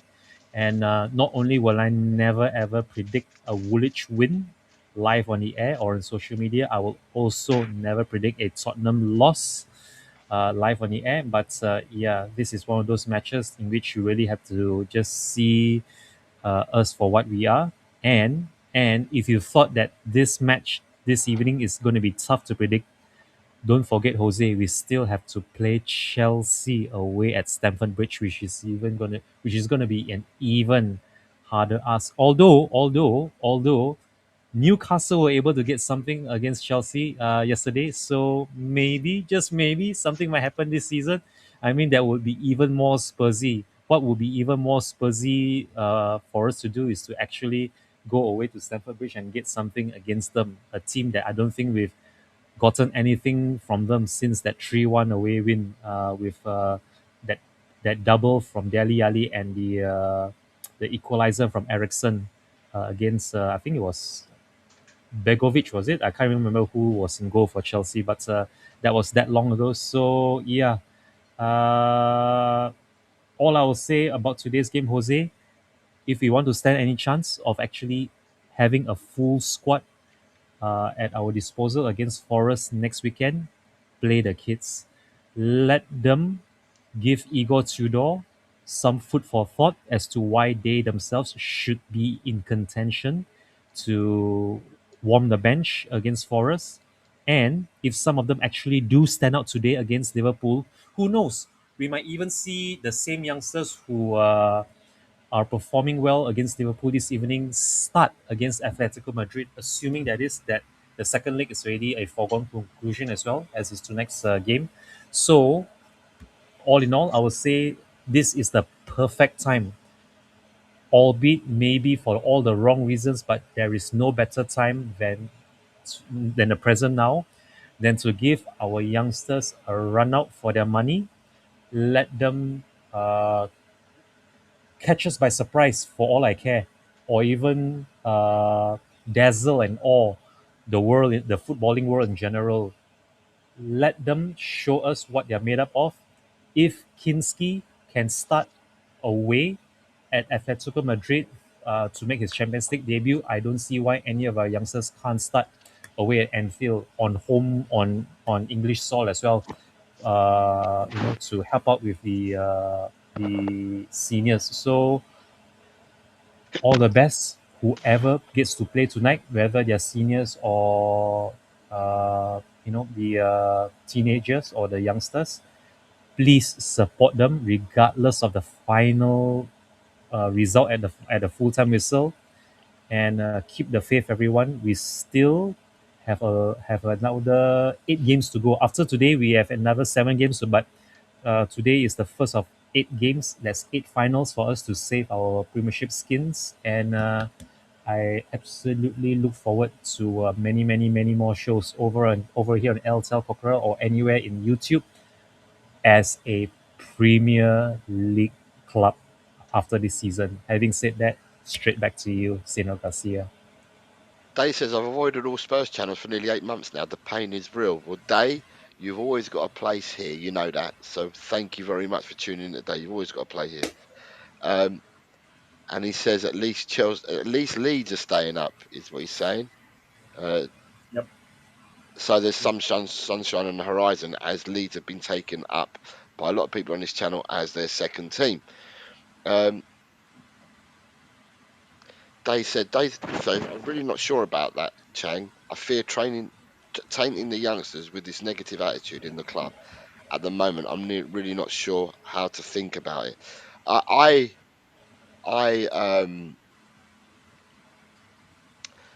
I think, and I've got to Tottenham look for a Tottenham defeat today. I have to because of the players that are out and that, and it hurts me to say this, but you bring in somebody to do a better job than the person from before. So you're trying to upgrade and upskill, and we haven't. We've Yep. looked worse. We've looked worse under Tudor than what we did under Frank, and that's going some. That's really going some, right? So therefore, I cannot look at beyond. I can't look at a positive result today because of what I've seen. However, like I said, it could be the most Spursy thing in the world for them to turn around and get a result. But I'm not predicting that today. But then moving on from today, yeah, everyone says that you've got to put your eggs in the basket, and then we've got Forest coming up. Yep. After Forest, we get a break because of the internationals and the FA Cups. So from next Sunday, we will not play again till the 11th of April. So the Mm, 22nd of March, we break up till the 11th of April. So we are mm. nearly not playing for 3 weeks. Hopefully, by then, by the 3 weeks, and I can't remember who we're playing on our return. Is it Sunderland away or someone like that on the 11th? Whoever Let me we check. play, whoever we play on the 11th of April, we are looking to have um, Kudos, Udogi, and players like that, Bergval, players like that, hopefully being back in April, right? So that you've got more people to pick from. But we are going to be bare bones for this match today. We're going to be bare bones again against Forest. Although against Forest we should have Paul. If there's no more injuries, we should have Paulinho back. We should have Romero back, and we'll have Van der Ven back, right? Um, and Bissouma, because Bissouma's out today as well, so we'll have him back as well, right? So the squad gets a bit the squad gets a bit stronger, but by then, by next week, it all depends on today's results. Because with West Ham drawing yesterday, they've gone on the same points as us, but we've got a far better goal difference that could be dented today. Could be. I'm not saying it will be, but it could be dented today. Um, and then also Forest play today, don't they? And it Yep. depends on Forest. If Forest are at home against Fulham, if Forest were to beat Fulham, then we would drop into 18th. We'll drop down one position, and West Ham would be back in the relegation zone, and we'll be on the same points as West Ham if we get defeated today. And then it's Forest next week. So I want us to stick out a team, or I want us to stick out a team today against Liverpool that you're not putting Yeah. square pegs into round holes. I want him to pick the strongest side possible that he can pick for today, with players playing in their natural positions. Sometimes I'm not too sure about the players that he picks and the reasons why he picks them. Um, but yeah, I'd like to see the strongest team put out there with people playing in their natural positions, and then take that on to the. I don't. There's no free hits, Chan. There's no free hits Mm, at all. mm, I mm. mean, I was going to ask you beyond that. I mean, in the chat just before we move on, because I wanted to quickly touch before we finish on Atletico Madrid. But Okay. can I just ask people in the chat, what do you think the scoreline is today? Truthfully, whether it's a small scoreline, big scoreline, what do you guys in the chat think the score will be today? Yeah. So I've already said mine. Chan doesn't want to say it on air. Um, I'm one of the most positive people you'll ever meet about Tottenham Hotspur. Still am. But I've gone for a defeat today. A good. So I was going to say good morning. Good morning for Arteta's light bulb. Arteta's light bulb is here. Good morning to you, mate. He says 4-0 to Liverpool. Arteta's light bulb. Gus is going for 2-1 for Enoch FC. Go on, Gus. Go on, son. Uh, Day says that he's convinced it will be a convincing defeat. I'm going 3-0. So Day's gone for my result. I went for that score as well. So at the end of the day, people are going to be honest about the scores that they see or the results that they see today. People are going to be honest about it, because today it's not a free shot, so to speak. But with the players that we have left and the squad we've got to pick from, going to Anfield, which is a damaging place for us anyway, people aren't looking to get a positive result today. And, as sad as it may be, this is the reality of where we are at the moment. Rob Willis, good morning to you, Rob. It's still morning because it's 11:59 here, so I'm going to say good morning to Rob. Rob says Liverpool 4, Spurs 0, unfortunately. And this is what I mean. This is where we are, at the end of the day. Um, these are the scores. Ghosted says it's going to be 6-2 to Liverpool. It would be the most Spursy thing in the world if you even got a draw there or a win. But I can see why everyone's thinking this way. People are seeing what they're seeing for their own eyes, and and this is the way that people are feeling at the moment. I wanted to ask you a question, Chang. The Madrid game. I'm going to ask the first question. Do we beat Madrid on Wednesday? I didn't We say might I didn't say get through. I was talking about win. Do we beat Madrid on Wednesday? we might just get a very scrappy win, maybe by the odd goal from a penalty or a corner or even a deflection or even an own goal for all I care. I think we should be able to get a win, assuming they already uh, given up trying to even hold us back, knowing that nothing we can throw at them would overturn the tie. So I think we might get something against them, but I think that's about all we're going to get.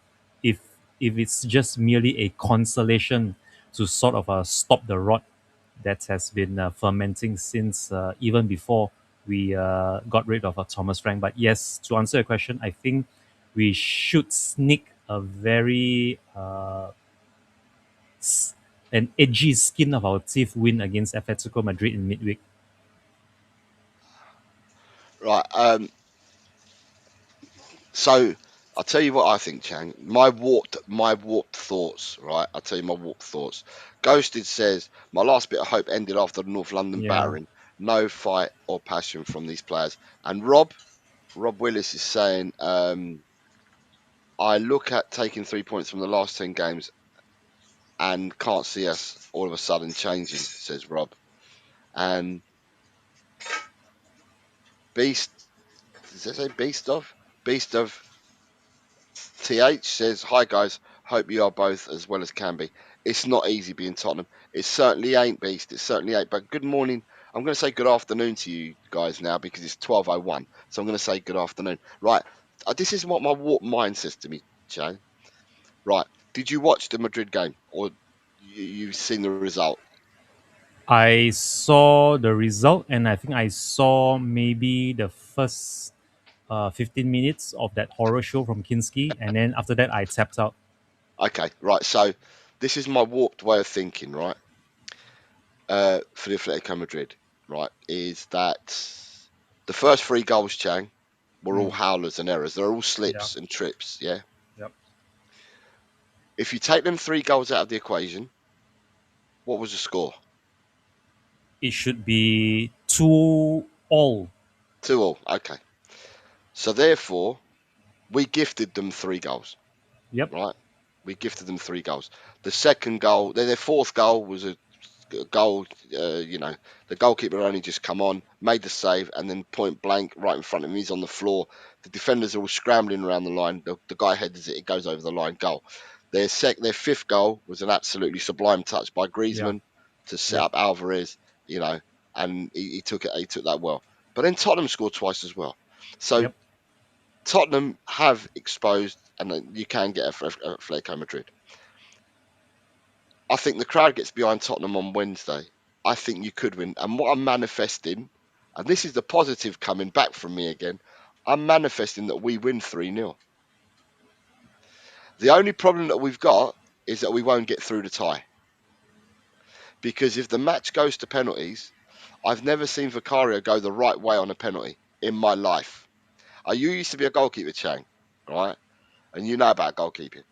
It's quite important that even if you don't get to it, that you go the right way because it means that your decision making is correct. I believe I'm not a goalkeeper, but if you go the right way and you don't get to it, uh, your decision making, I suppose, is correct because you've gone the right way. But he never, ever, ever has gone the right way for a penalty. He either stands in the middle of the goal or he dives the wrong way. So he can't read penalties. So if my manifested a 3-0 win, but then Tottenham go out on penalties because he is absolutely awful at penalties. What I That's will my say thought. about what I will say about goalkeepers and their reading on penalties. The first thing that any goalkeeper, any serious goalkeeper, or any goalkeeper worth his weight would do when he goes up against any opposition team is to actually study the penalty kicks, or rather the regular penalty kickers, and how they take their penalty kicks. Because if in a crunch tie, especially those games where it's very finely poised on a knife's edge, and that a single penalty can make or break either team, these goalkeepers, the really, really good goalkeepers anyway, I'm not talking about Andre Onanas or any other goalkeeper that's saves very little, if any at all, when it comes to penalty kicks. The best of goalkeepers, they do their homework against the opposition team. Vicario, I think, is it's sad to say, but I think it's safe to say as well that he has never done any sort of homework, and I think this was very, very apparent, especially at home in his hometown in Italy against PSG. He got absolutely nowhere to any of those PSG penalty kicks. Although I think one of those PSG penalty kicks was it wasn't safe. I think it was it against the post, or was it totally off the mark? It was something like that, but he didn't save it. That's So right. that's not down to him. That's a mistake by the penalty taker, the PSG player. But yeah, I will say this about Vicario. Unfortunately, Vicario, I don't think you've been doing your homework. Not the kind of homework anyway that would, at the very least, have you diving in the right direction for once. let alone more than once since you joined us. So that says a lot about you in a sense, and I can see why. I honestly see why Tudor thought that maybe, just maybe, he should have given Kinski more game time before he fielded him against Atletico Madrid. But what's done is done. What's past is past. Against Atletico Madrid, I wouldn't be surprised, Jose. I honestly wouldn't be surprised if he actually fielded Kinski again. That is assuming Vicario is between the sticks tonight for us at Anfield. But don't be surprised if we do see Kinski again. And if he does start Kinski again, I'm wholly expecting, and I'm fully praying that the home faithful would give Kinski a loud cheer or even a massive roar from the stands when his name is being read out if he is starting for us,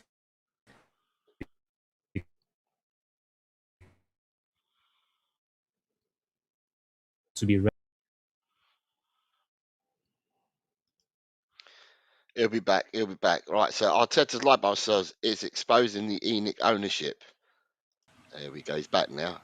Sorry about that. Sorry That's all about right. that. I That's all think my right. line dropped. Yeah, so yeah, against Atletico Madrid, yeah, I really hope that whatever happens against Atletico Madrid would serve as a sort of reprieve for us. I honestly don't think. I mean, gun to my head, Jose. Gun to my head. I'm saying that I don't think we progress to the next round, but I think we still might get something against Atletico Madrid. But I think that's all that there is to it. And hopefully next weekend, next Sunday, if you're going to be doing a show before the game against Forest, hopefully Yeah. we will have Oh no, something. no, no, no, because I'll be at the game. Oh, you'll be at the game. Okay, okay. Yeah. So So no I can't show. do the shows when I'm at the game. Sorry about that. Okay, no worries, Jose. Absolutely no worries. But yeah, hopefully by next. Oh my goodness. This is why I shouldn't be watching any other match when I do a show. But it's fine. It's fine. The Spurs ladies have just conceded to the Evertonian ladies in the Women's Super League. Everton are 1-0 up against the Tottenham ladies in the 13th minute, but still a long way to go. So you never know. You never know what might happen at time. But I'm going to switch that off now Yeah. while I finish, while I look to ending this show on a high. But yeah, that's all I have to say for now, Jose, Okay. about both the Liverpool and Atletico Madrid games. Straight back to you, Senor So Garcia. B says I had the same process, Tell, but unfortunately the gap is too wide now to go through. Ghosted is saying, I argue, I'd argue once they was 3-0 up, they went back into second gear. Not that they even got to third. Day says Jose is right. Even taking out the fourth early on, we technically won the game 2-1. Can't rewrite history, but I'm trying to cope. I'm a former goalkeeper myself. Sleepy Mocha, good afternoon, Sleepy. I hope you're well. Says maybe you can use Kinksky for the penalties. Beast also says put Kinksky in for the pens. Um, Ghosted is coming in with says it'll be the same with Liverpool today. They'll get a few goals, ease up because of the Champions League midweek. Then we will get one or two back, but they'll score a few more. They said this is where you and Day can share stories, Chang. I once let in 9 goals and was given man of the match. I've heard this one before. Dave's posted this one before. My team was crap. I saved about 60 shots, so letting in 9 wasn't bad at all. Um, And then, yeah, smash a like for the stream, make or drop a comment as they will be read. As I keep saying, we're not the biggest channel, and I try to read as many comments as I possibly can. Subscribe and share if you can, and if you kindly become a member and support the channel, you're all appreciated. Beast is saying, I think Vicario does homework on making mistakes. Day says, I'd love to see Kingsley play tonight. That would feel right. Arteta's light bulb says, I keep trying to post a Twitter thread, but I think the message gets Yeah. deleted. I'm not Any sure. HTTP links, any hyperlinks posted over on YouTube gets deleted automatically by the YouTube system. So you can't post any sort of hyperlinks over on YouTube in the messaging. Okay, I didn't know that. And B says Thomas Frank had plenty of chances to play Kinski, but left him sat on his rear watching Vic making mistakes. Imagine how the lad must feel. Yeah. Yeah, and we covered this earlier. I mean, at the end of the day, the round peg square hole scenario that we said, you know, I mean, listen, it's not again, uh, it's not again. I told you so, but I remember when we signed. I remember watching somebody's channel. I watched another channel, right? I watched another channel, and they were using the Y Scout or something like that, one of them tools to show one player against another, their attributes. And the minute that we dropped in, that we didn't get Raya, and Raya went to Arsenal, and we brought Vicario in, I remember this Y Scout being done, and I thought to myself, "You're not measuring apples for apples. You're measuring a player that's played in Italy against a player that's played in the Premier League, knows what the Premier League's about. You don't get the argy-bargy, the hustle, and all that. The Premier Yeah. League is a different beast compared to any Yes. other league in the world. It's the Yes. same as the German league is completely different to any other league. So's Spain, so's Italy. There are no two similar leagues. There are leagues that people will say have got a liking to each other, but they're always too far. I mean, people say that the nearest league to the Premier League is the German league for physicality and stuff like that. But it's not. The Premier League's the Premier League, right? And I remember looking at the show that this person did, and looking at the Y Scout and thinking to myself, we should have gone. Doesn't matter, he's cheaper. We should have gone for Raya. We should have gone for Raya. And it's been evident. It's been proven. It's not. I told you so. But as I said, I'm not a follower. I'm not a sheep. I've got my own opinions, and I look at my own I research and come out with my own thought process. And I don't jump on any bandwagon for the sake of it, unless I believe in what I've seen and what I've researched. And ever since he's come in, yeah, he does pull off the odd worldy save, right? But then more often than not, I don't remember him for the worldy saves. I remember him for the rickets he's Yeah. done. If you said how many, right, I've got Eltel in here, right, from he's the Everton fan, right. So I'm going to put this to you, Eltel, right. How many points has Pickford made or saved for Everton? That's all I'll ask you. How many points has Pickford made or saved for Everton in the last 3 years? And then I look at the last 3 years of Vicario, and I just think, so yeah, he makes the odd worldy save here and there, but the rickets are too far. There's far more rickets than what there is worldy saves. Um, when you see him at the start of the game, so when they're warming up, Chang, before they start, right, the goalkeepers come out and they do Drills. the warm ups, right. There's more warm up with Kinski and Austin, right, than what there is with Vicario. Vicario does a little bit of warming up, and then he goes into the dressing room. And the most of the warming up, the rigorous warming up, is done by the other two goalkeepers. So it's not even Kinski. And when they get the ball at the start of the game, when they're doing the warm ups, and he gets the ball on the edge of the box, and they fire the ball at him from either side, right? He then gets at his feet and he has to go kick long. He looks absolutely brilliant because he's got no one pressuring him, and his passing is actually pinpoint accurate. So they pass it to he kicks it from the inside the box to beyond the halfway line, and it always reaches the coach that he's kicking the ball to. However, in game, when he gets the ball, I go like that. I put my hands over my eyes because I don't know what he's going to do and whether he's going to trip over the ball or anything like that. But for me, there's alarm bells. He doesn't stay out and do the warm ups. The rigorous warm ups are done by goalkeeper 2 and 3 and not by him. So, at the end of the day, I just think to myself, you get what you get. The guy doesn't apply himself. If he doesn't apply himself and he's not out doing the rigorous training, and number 2 and number 3 are, then what the hell is your goalkeeper doing? Yeah. Um, he so I've asked a question. So Eltel says, "Do you think Spurs will stay up? Hope you beat Liverpool today. It's lashing down here in Liverpool. I live 2 miles away from Anfield, Liverpool city centre," says Eltel. Eltel says, "I've asked that question, and look, what he says. He says Pickford picks up 10 to 12 points a season for Everton. If Vicario had picked up to 10 to 12 points a season for us, then we would not be in the position we're in now. But Vicaria actually loses 12 to 15 points a season for us. That's the difference. Um, Day says that tomorrow I'm teaching my students tomorrow about programming recursion, so I'm in a reclusive frame of mind right now. Um, Beast says Kelleher at Bournemouth was Liverpool's number two and as good as Raya. How we got Vic before Kelleher, who was active in the Premier League, don't add up. Exactly what I said.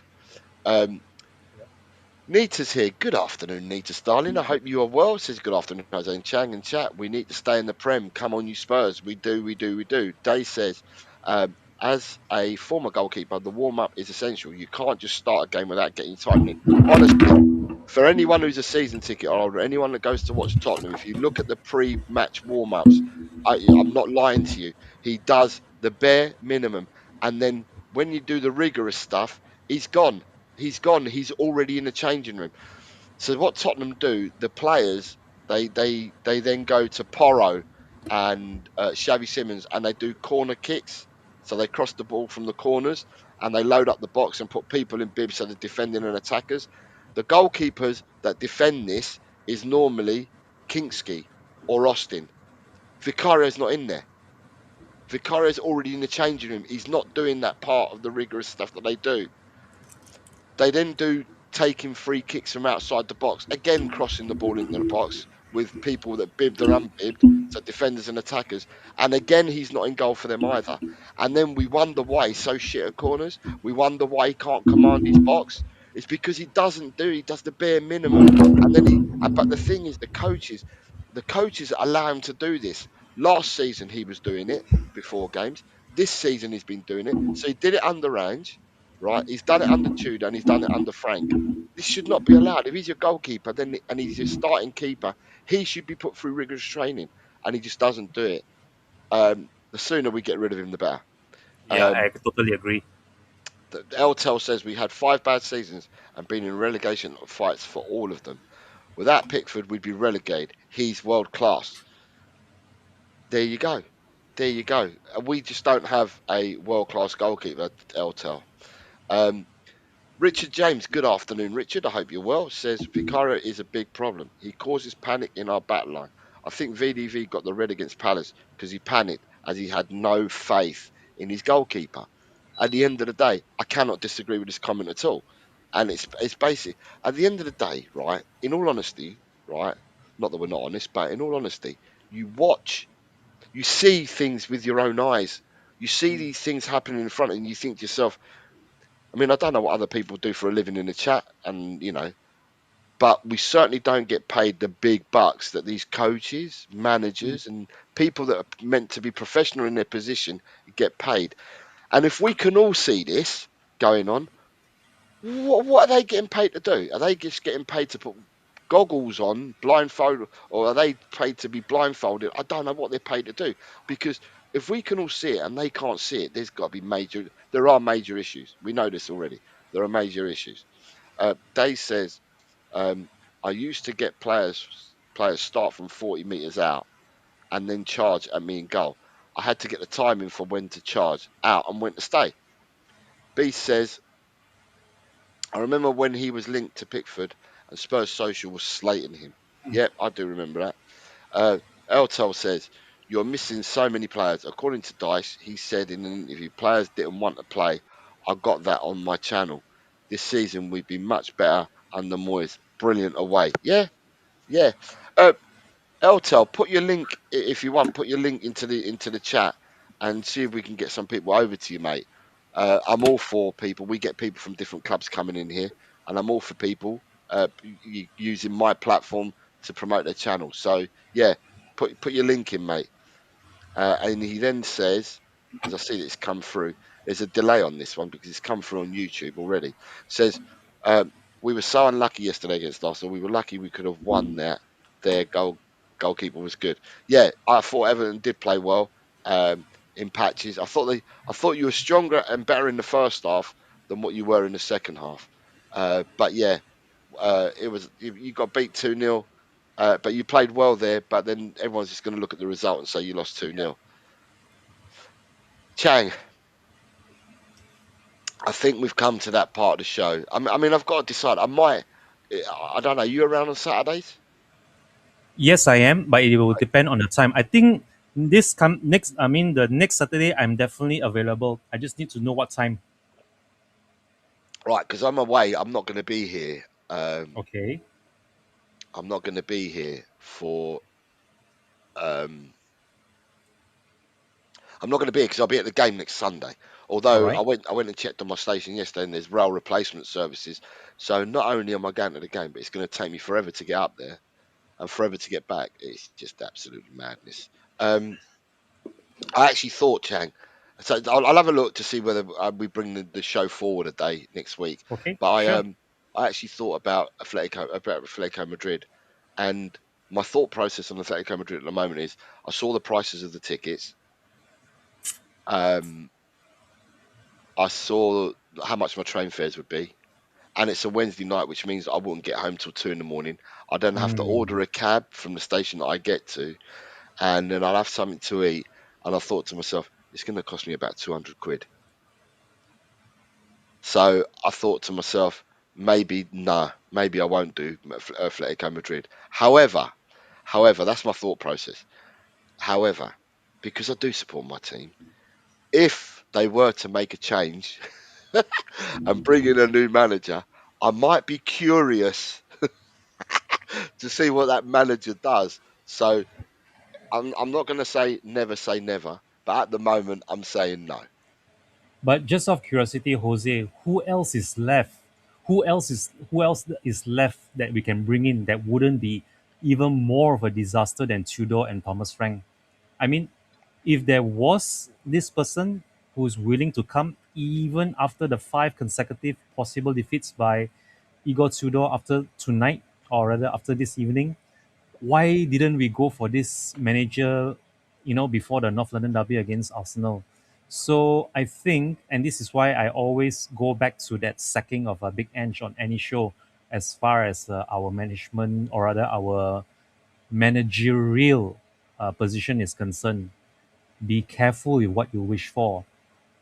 Always be grateful for what you have, because you never know whether the next person or the next signing is going to be any better than the previous one.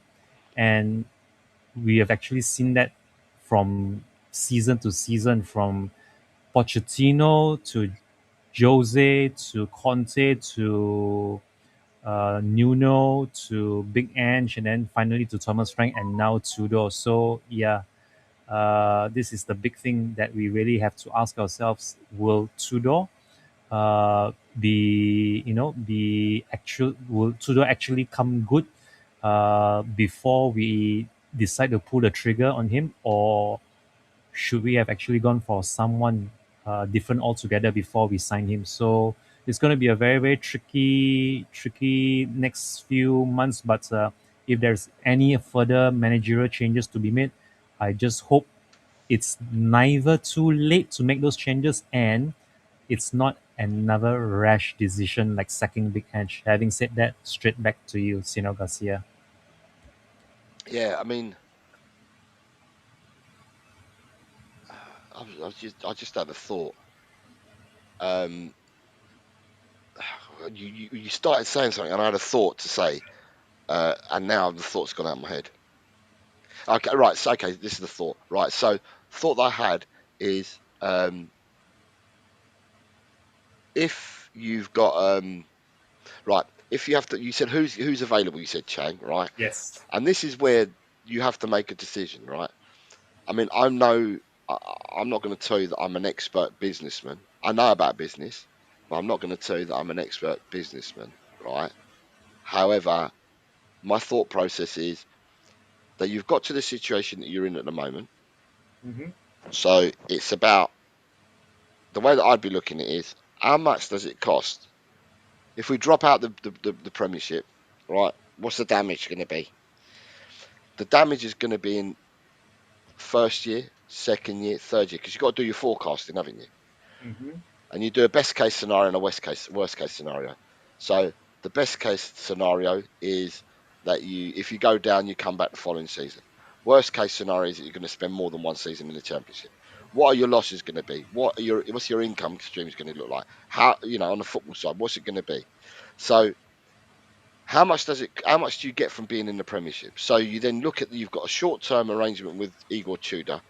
If it's Igor Tudor's not your man going forward, how much is it going to cost? I mean, I don't know what his contract would have said. He must have been given some sort of a contract where he probably gets a base salary, but he gets a big amount for keeping you in the Premiership, like a bonus.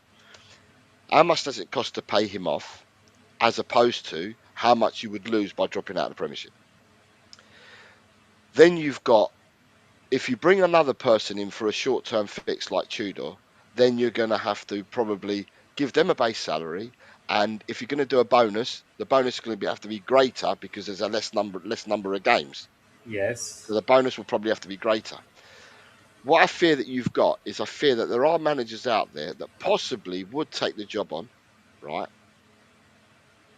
on the proviso that whatever happens, they want a longer term contract. So they don't want to come in for the 9 games or whatever's left at the moment.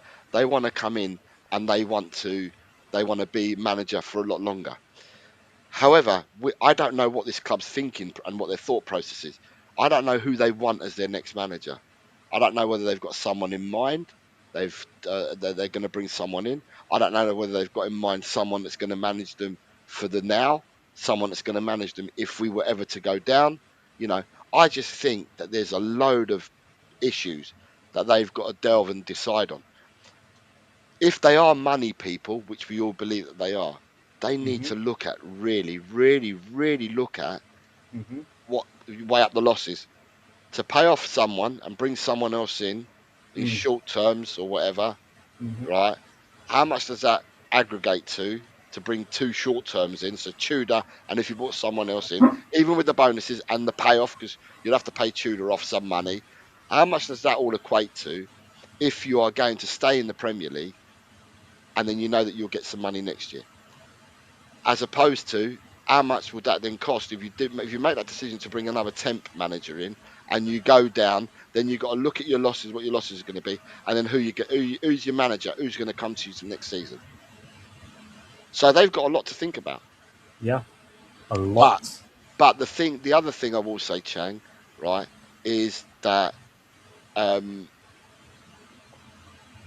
you remember when I said about lazy recruitment earlier, about Yes. about Yes. players, and I said, they either go for free transfers, players at the end of their contract, or free transfers, or we've got 1 year left, so they go for an easy deal, or they buy foreign, where they've got that often wrong, the foreign players that they've brought in, right? So you've got that. What I'm going to say is, right, who wanted Tudor? It's got to be V9, right? No. Who wanted Frank gone, right, Oh, who wants a Frank gone? and didn't want Uh, Frank there, but wanted Tudor? Who was it? It was Paratici. okay. Paratici said he wanted to appoint Tudor and not Frank, right? That was his choice, right? So therefore, right, what's his name? Paratici then leaves, and he went to Fiorentina. Mm. We get rid of Thomas Frank, right? And very, very quickly, all the names went quiet. We didn't know who we were going for. Everyone had an idea of who they wanted, but Tottenham went all quiet, and all of a sudden Tudor was brought in. Yeah. Remember what I said about lazy recruitment? Yes. I think that all the groundwork for Tudor and all the dossiers and the files and that was done by Paratici. And all Vinay and Langer had to do was, the work's been done by Paratici. It's already there. We'll just jump on the back of that, because then we don't have to start the process and start doing the real job. So for me, it's lazy recruitment again. Again, it's lazy recruitment. They've just jumped on the bandwagon. They didn't know who they wanted. They didn't have a clue. They didn't have a plan.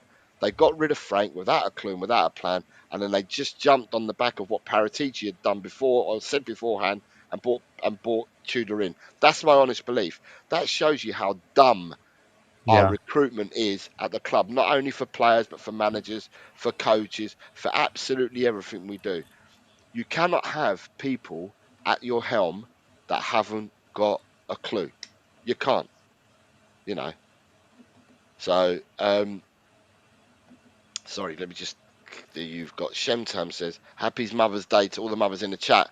I hope you're all getting sport by the kids today and every day. I did start the show this morning by saying Happy Mother's Day. So now that a few more ladies have joined, I will say Happy Mother's Day to you ladies as well. Enjoy your day. But every day should be Happy Mother's Day, not just one day in the year. It should be every day of the year. You should be treated like queens every single day and not just one day where people monopolize it and make money from it, where they up the flower prices, they up the prices to go out and eat in restaurants, they up the prices for absolutely everything.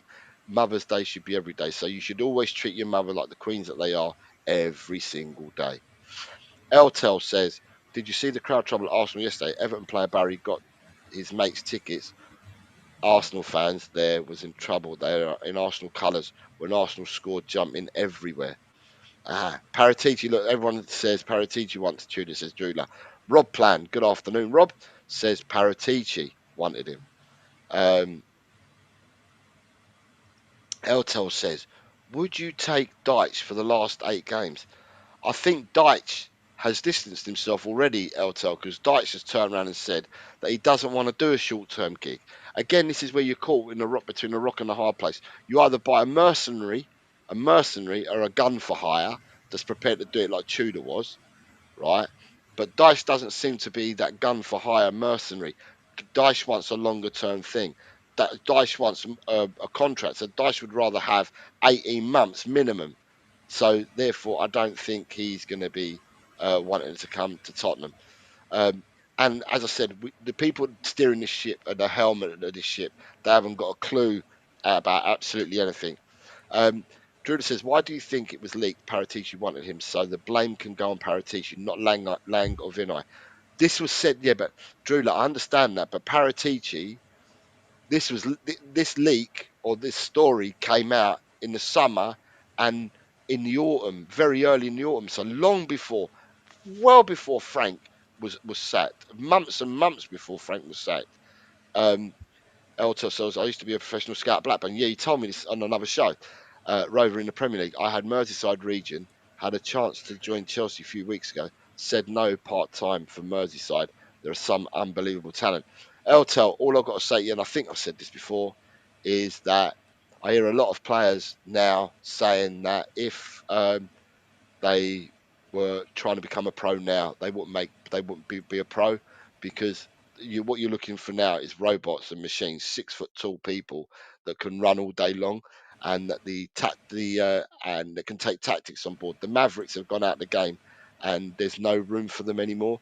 And so I get a lot of people pros saying to me now they would have found it difficult to become a pro now, the way that you're looking at players now, recently in the last 4 or 5 years, as opposed to what we used to look for before.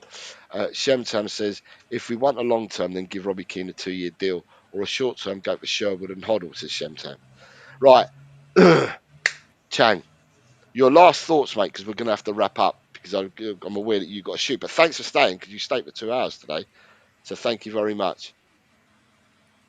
So my final thoughts is that regardless of who Igor Tudor feels tonight or this evening, regardless of the final result, regardless of the outcome of our second leg against Atletico Madrid, whoever is going to the stadium next Sunday, you included, Jose, I think is absolutely paramount and critical that nothing less than 100% full support for the players is of the essence.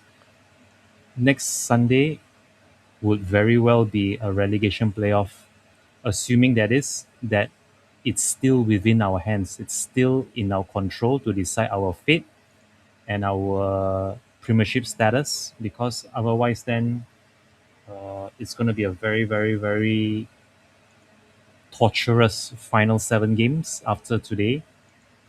And whoever who plays for us, even if it's going to be Kinski again in goal, even if it's going to be Dragoshin or even the youngsters who play, regardless of whom is going to be playing in what position they're playing, I think it's very important that we get behind them. This is not the time to be finger pointing, to be booing of all things, or to be scapegoating. We don't need to get the players demoralized any more than they already are. I think if you really and truly are a fan, now is the time to show your colors more than ever. Having said that, Shang over and out from Southeast Asia, and come on, you Spurs. Peace out, everyone. Yeah, thank you very much for everyone. Rob Plan says, I wish 1-1, but my head says 6-0 to Liverpool. Nick, good afternoon, Nick. I hope you and the family are well, mate. Nice to see you. Says players need to show something, do they? Just about. They need to show. There's probably a reason why you didn't renew your season ticket, Nick. I think you saw it all coming as well. Um, and then you've got Elta being very kind, saying, Boss show, tell thanks. And you too, mate. I'm going to pop over and look at your channel and make some comments at yours as well. Listen, everybody, thank you very much for watching today. Thank you very much for supporting the show and listening to one young man and one old fart talk about Tottenham Hotspur today. And we shall catch you in the next show that we do. Nick says if they show some fight, the fans will show the same as well, or some of them. I always do. I always do. But anyway, like I said, thank you. We'll be at the Forest game, says Rob. So will I, Rob. So will I. I'm in the West Stand now. My season ticket's in the West Stand. So, although I've asked for a change for next season if I get another season ticket. But anyway, guys, thank you very much to everyone. Take care. Have a really, really good Sunday. Have a really good start to your week next week as well. Yeah, enjoy, be happy, and until we next see each other again, hit the notification bell. You know when we're next back on. But thank you very much, everyone.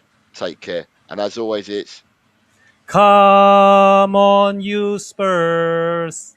come on, you Spurs. Tell, Cockerel. He's just a true guy. You'll have a true time. Tell, Cockerel. Leave your troubles at the door. You know the game, you know the score. We're here to have fun, so holster that gun and read the writing on the wall. The predictions leak, done every week. It just goes on and on and on and on and on and on and on and on. Why do I always get it wrong? Tell, Cockerel. He's just a chill guy. You'll have a chill time. Tell, Cockerel. Jose gets himself around. Always talking Spurs, wherever he is found, home or away. He always tips to win, throws the form book in the bin with a cheeky, knowing grin. Tell, Cockerel. He's just a chill guy. You'll have a chill time. Tell, Cockerel.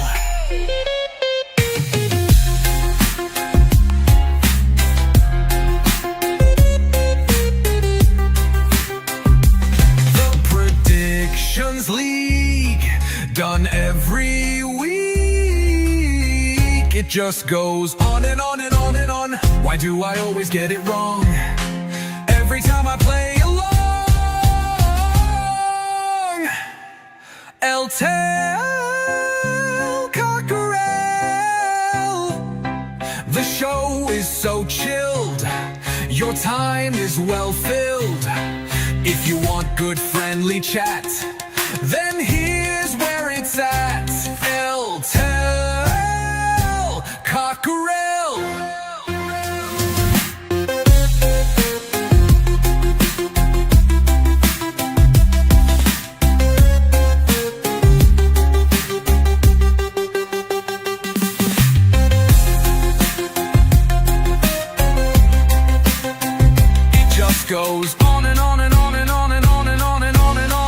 do I always get it wrong?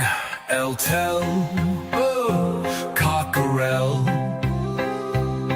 The show is so chill, your time is well filled. If you want good friendly chat, then here's where it's at.